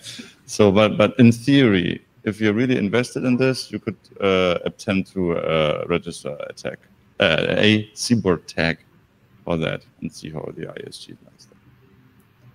If it's really an ordered multi-map would give you one advantage here, and that's that you could essentially turn the entire thing into essentially a bytecode interpreter. Yeah, auto multi-maps have other issues. So there's a benefit to it, this is what you said, but there are also very messy with respect to consistency and redundancy and infinite and whatever. I mean, there's a reason why Jason didn't do it, and there's a reason why CBORD still doesn't do it, and people abandoned the idea. So no, I'm just saying that that's kind of a cute use case for it. I just want to highlight the option. I'm not for it, but I'm for transparency, so I highlighted the option. David Brown in queue, or did he drop back out? I can't tell. I can't tell because the presenter started live. I'm going to push the button. Hopefully this doesn't disconnect you, Brendan, just to see if David's in queue. So okay. David, hey, it works. And I still see Brandon. Great. Hey, there we go. Just wanted to point out, I think there's probably two reasons for constraining order. One is serialization or signatures, which I'm not sure is actually important for this case, since you're always signing a specific manifest, it's not a signature on something someone else will be generating. But the other reason was the argument of making poll parsing easier, that if the ordering is specified correctly, the processing can always be done in order. One thing I wanted to point out, I brought up on the mailing list, just to make sure we consider that these processing steps may have different actors that will do subsets of them. I don't know if we want those as separate processing blocks or how exactly we want to do that, or if that's addressed.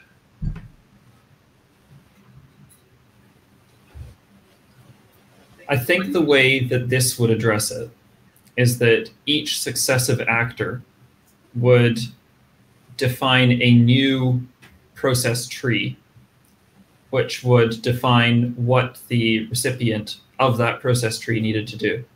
And if the recipient is another partial processor, they'll have to, again, define their own manifest that does the same thing again. This can get pathological, of course, if these are all signed.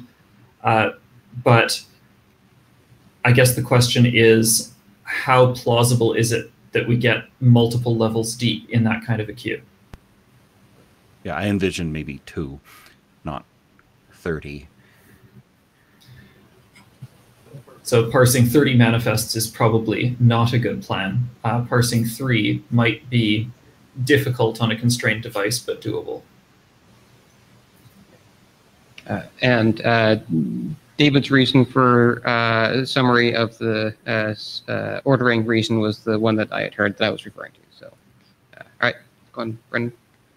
All right. Well, it looks like we've got some time left, so I can talk about some of the current changes that we've got in place. These are things that were in the draft that was submitted, not things that are open. So the primary structure is currently an array. We may have to change that. Text is severable, which means that we can cut it out and deliver only machine-readable data to machines, which I think is an improvement.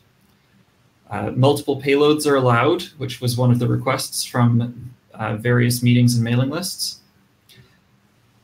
Resources were separated from assets. So resource is the thing before it's installed, and an asset is the thing after it's installed. We can work on the terminology if you don't like that. I'm not tied to it. Description of the installation process goes into the manifest. Conditions were divided into preconditions and postconditions. We've added the component identifier, which replaces the storage identifier. And the timestamp has been removed and replaced with a sequence number.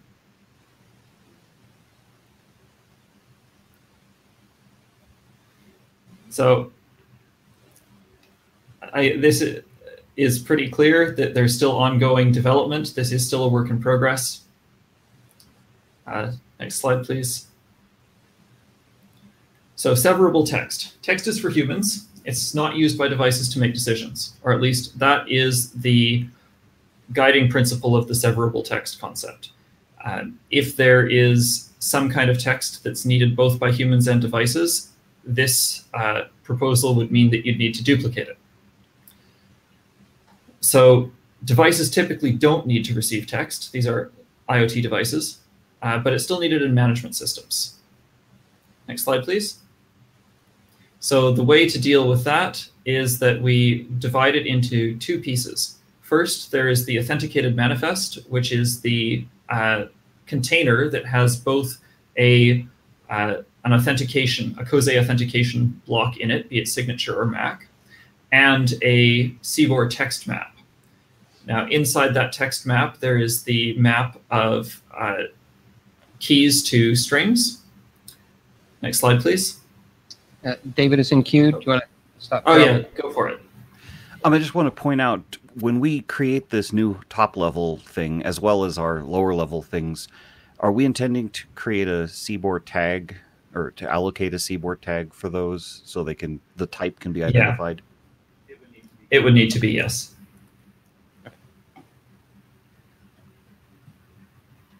Dave Waltmeyer is coming up to the mic, so hold on. Dave Waltermeyer, as an individual. I'm an author of another draft in SACM around COSWID, which I think we briefly talked about in some earlier working group meetings. That's a draft that's actually really targeted towards management systems and providing a lot of the human text that might be used in those management systems. Perhaps we might want to investigate how we could use COSWID to provide some of these more human-focused capabilities, leaving our work around manifest to be more machine-oriented. Would you? That sounds like a great idea to me. Hi, this is Hank. Also, as this came up, a author of the concise software identifier draft. We have had a resource collection edit that was dealing with describing, defining firmware for 1.5 years now. And we decided to detach that resource extension and sell it to SUIT because it's more suitable to have that firmware stuff here, I think. And I did that tonight. So it was a very short notice. I didn't bring this up. Basically, no one would have read it before now. So maybe at the virtual intro. And this is based on maps, basically. And so now I didn't see this turning of events that this will be now actually favoring maps. So that's great. Maybe have a look at it, and maybe we can find some compromise. It's merging the somehow.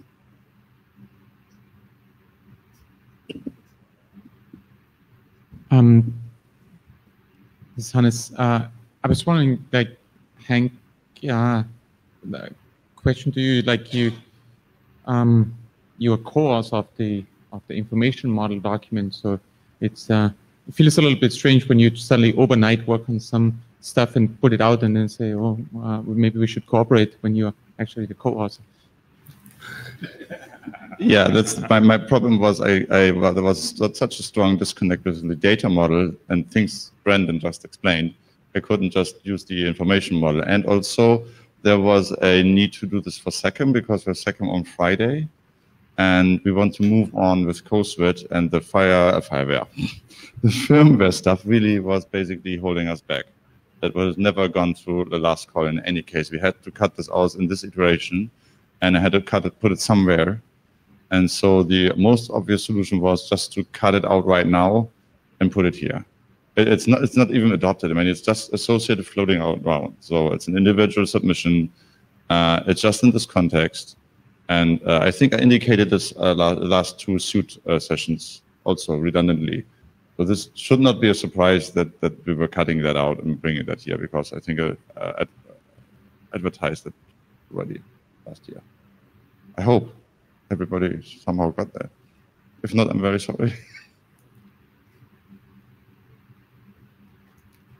So inside the authenticated container, so that's inside the manifest itself, the text is authenticated with a digest. Or potentially the CoSWIT block is identified with a digest. And that is about all there is to it for severable text. Onto multiple payloads. So payloads have three components: a resource identifier, which is to say exactly where to find the thing, installation instructions, and with that can include cryptographic info when it comes to decryption, and the asset description, which is the size, the location to store it, and the digest of the asset. So what we've done here is split payloads out into multiple parts, and at the same time allowed for multiple payloads to be used. We needed an extension to this concept specifically for Delta and other advanced use cases. And what that did was it turned aliases, dependencies, and payloads all into resource references, which makes things a little bit easier.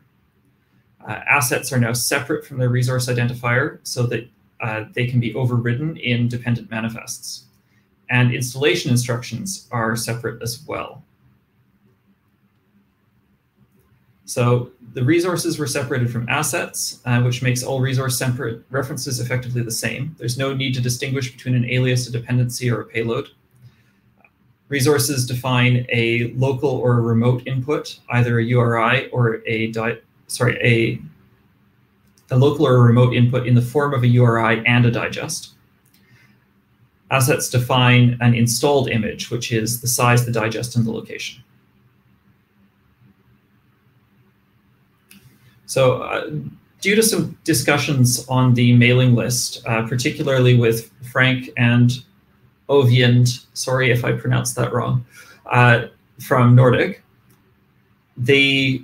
in particular, they had a requirement to be able to check some conditions after installation. Now, specifically, that was some kind of digest or a custom condition, which we haven't elaborated on yet. I'm not sure quite what goes in there. Some obviously need to be checked before installation. So there were two choices here. We could make two lists of conditions, or we could duplicate condition identifiers to specify that some are preconditions and some are postconditions. It seems like separating it into two lists is the right choice because, again, as with the pull parser concept, it makes it quite clear for the device exactly what it should be doing at any given time. And with the duplicate condition identifiers, that would not be the case. The device would have to process that list multiple times. And the cost for making two lists is not high. Next slide, please. The component identifier has replaced the storage identifier. The storage identifier was not necessarily adequate for all use cases. So devices can be aggregates with more than one processor with two or more different storage systems. And the component identifier allows for designating which storage system you're on. On top of that, storage systems and hardware components can be nested. So it seems like the component identifier really needs to be a list. And if it's already a list, then rather than having a discrete component identifier and storage identifier, we can merge these two things into a single list. I saw someone go up. No? No? Okay. Never mind. Shall we continue then? Is that the last slide? Is that the last slide? It might be. I think it is. Yep. All right. So that is where we're at on the serialization then.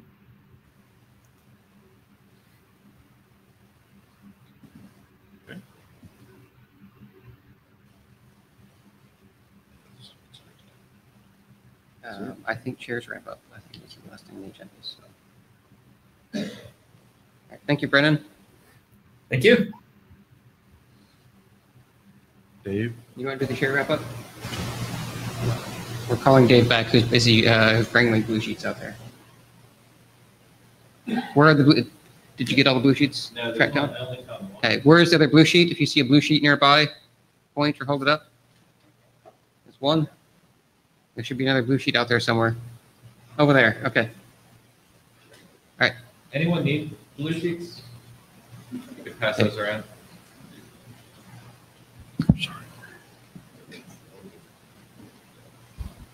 Okay, so today we talked quite a bit about some changes to the architecture that need to be done, but mostly changes to the information model and manifests. So I think it would make sense to talk briefly about when we could expect those updates to be completed. So let's start with the architecture. When do you think you can have an updated architecture posted with the changes discussed? Next week? That would be great. And then information model? Probably more extensive, the changes. Yeah, that's a little trickier because of the changes on the other documents. So I think that would be more like probably if you synchronize that in September. So I think we might want to also discuss when we might have a virtual interim, because it would be ideal to have that update done before then. It seems natural that we might have a virtual in mid to late September. How does that sound as far as timing? Good for me. I was just I was just wondering about some of the other guys who are very active on the list, but just don't happen to be here in the room, and they would probably have some comments on the format as they had comments before. So that will.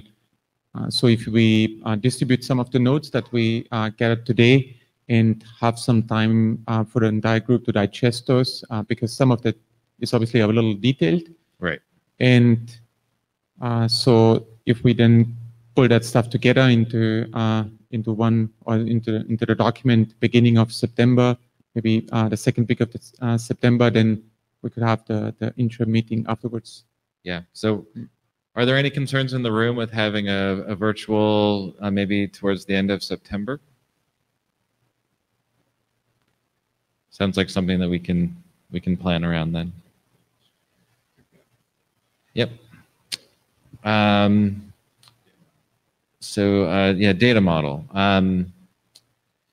So we talked about some of the changes that need to be done on the data model. Hank, you also posted a data model. So I would encourage the authors of both drafts to get together and to try to sync up on the differences that may exist between the two. Are you willing to do that?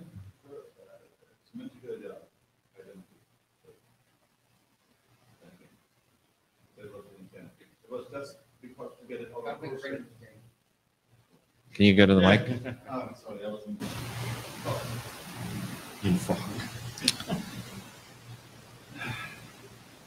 So hi, this is again now at the mic. This is Hank. The driver was well, announcing this over and over again, we are now in a state that we will drive CoSWIT through working group last call, and we had to cut that out. And before I cut it out, I made it semantic equivalent to the current submitted data model, so that there is no confusion there. Why is this differently named? And that's so you will recognize everything. It's just in order in maps now, and it's not in the CoSWIT core draft anymore.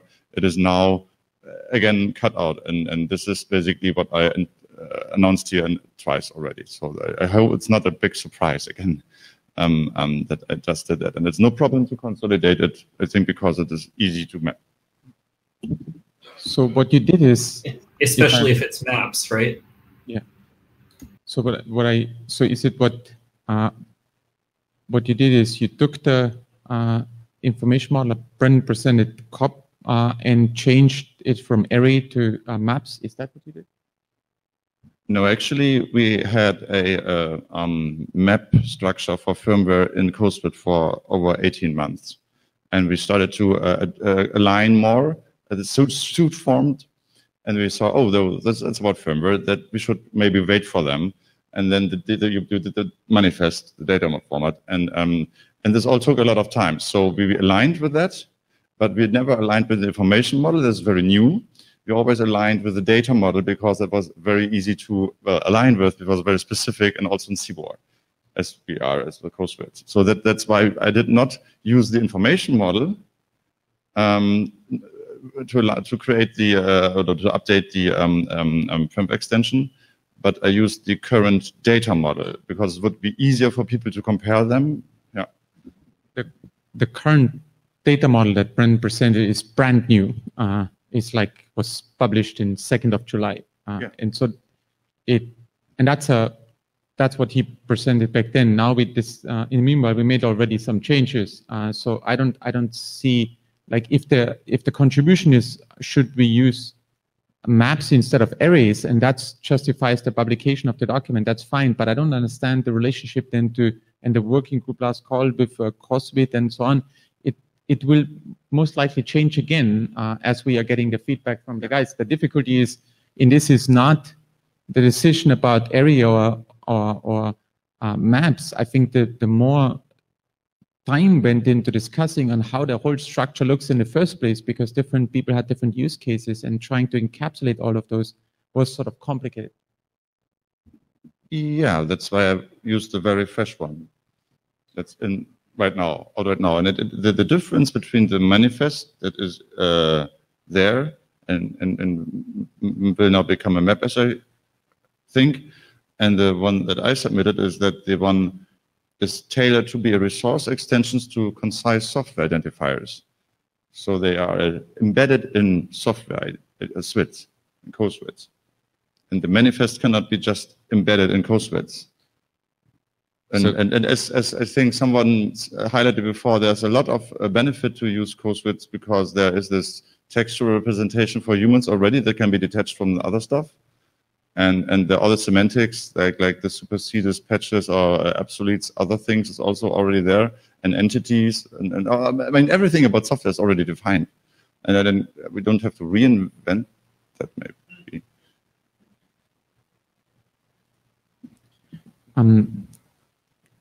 The difficulty with this work in the working group, I believe, is will ultimately be to get those companies who then need to make the changes to their code in the discussions. That's the difficult part. It's whether you can reuse some existing snippet of a few text lines. It's great. It's great if you can use those data structures, but that will not make the difference. It will make a difference whether Nordic Semiconductor, TI, Infineon, etc., see their use cases represented and feel comfortable to put that into their bootloader. I think that will make it the difference. Sure. Dave Waltermeyer, as an individual contributor, I think the desire with CoSWIT is, there's some historic work in this space that's been done there. We'd like to see some convergence between that historic work and the work that's going on within this working group. So, to some extent, Hank's draft is a starting point in which we can maybe drive some of that convergence, going forward. I believe that that the COSWID draft represents a good path forward as far as representing some of this management information. There's some adoption of a closely related specification in the industry already around an XML-based format, which COSWID is parallel to. So I think it's worth exploring whether, for management use cases, whether that COSWID might be applicable here. I think we could arrange a presentation for the virtual interim to maybe explore how COSWID might be useful to satisfy those use cases if there's interest in doing that. And I think Hank is interested in talking about some of the improvements that he's made to the manifest model as well. He's fixed a number of issues. But I think that Brandon also fixed them. They're not just submitted yet. So I think that's not an issue actually. Sure. At least that is my impression. So the thing maps are in there because COSWIDs are basically hierarchical maps. So that's the only reason why I use maps. So, and also again, I'm surprised that this is a surprise because I actually really reiterated it a lot. So sorry, if I heard, please don't do this here or just stop with that, then I would have done that. I'm sorry if they disrupted any processes by that. Yeah. Okay, so I think this is, yes, Chair Hat back on. So I think we have some issues to discuss relating to the manifest. It'll be helpful to get an update of that draft out in early September, and then I think we can talk through more of these issues during the virtual interim. Yeah, Brendan, does that timeline work for you? Yes, that timeline should work for me. Excellent. Okay, so we'll start to coordinate on the list around scheduling. We'll probably put out a doodle poll to try to narrow down some dates for the virtual.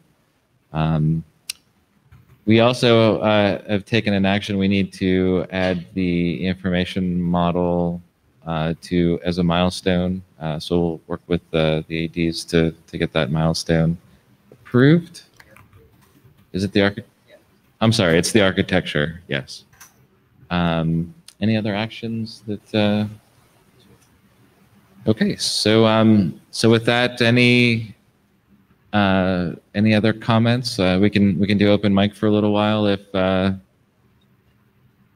aren't any other comments or questions. Hannes? So close. Question, yeah, sorry about that. I was wondering whether some people already know whether they are planning to be in Bangkok and planning to attend the hackathon there. I don't know if people make their plans already so far in advance, but it would be good to see a show of hands to coordinate with some of you. In case you know, it's actually a pretty good number. I see 5, 6 maybe. Yeah. Some of you going to participate at the hackathon as well, not just at the IETF meeting? Yeah, sure. Okay. Hey, me. Yeah. But now I see a different number of hands. I do. So raise your hand if you plan to attend the hackathon at the Bangkok IETF meeting. Yeah. So about do you, 5, 6 hands. Would you be interested in attending the SUIT hackathon? Raise your hand. Yeah, I see. Yeah. So okay. I'm seeing maybe 4 or 5. Yeah. Some hand waving. Oh yeah, and also maybe we should organize also remote participation. That worked pretty nicely last time at the Berlin Hackathon. I was surprised how many people were remote. If you're interested in remotely participating, would you raise your hand? I see a couple. Okay. So that's maybe something that we should explore then. Post it to the list and then figure it out. Sounds good. Hannes, anything else? Okay, I think with that, we'll conclude the meeting. Thank you all for attending. We'll see you in Bangkok, hopefully.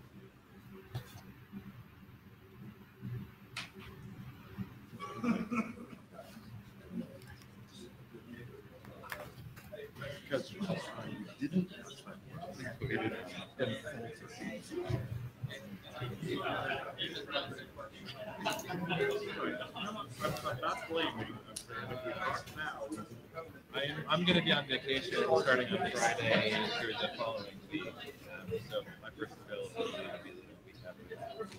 Of course, I'll be getting back into work.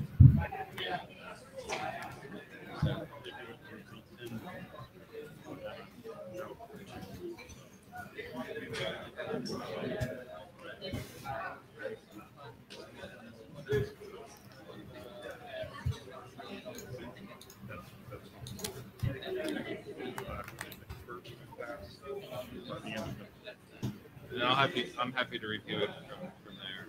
Finish up it.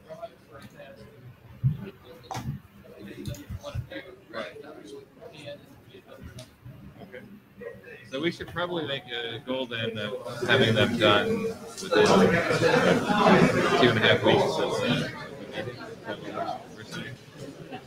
We should have it.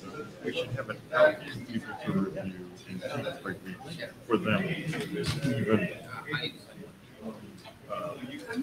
Otherwise, yeah.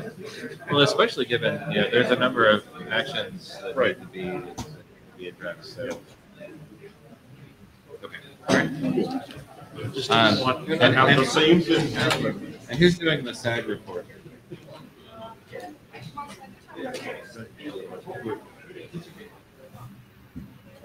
I think it could be brief, probably.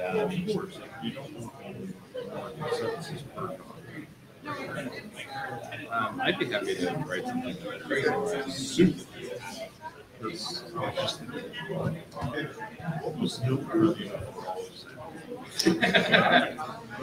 I don't think we're making progress. Yes, we're actually making pretty good progress. Yeah. It's like a decision. And Ben ran off before I could ask him about the crypto question. Oh, the code. Yeah, we need to. We probably need to have a conversation with them.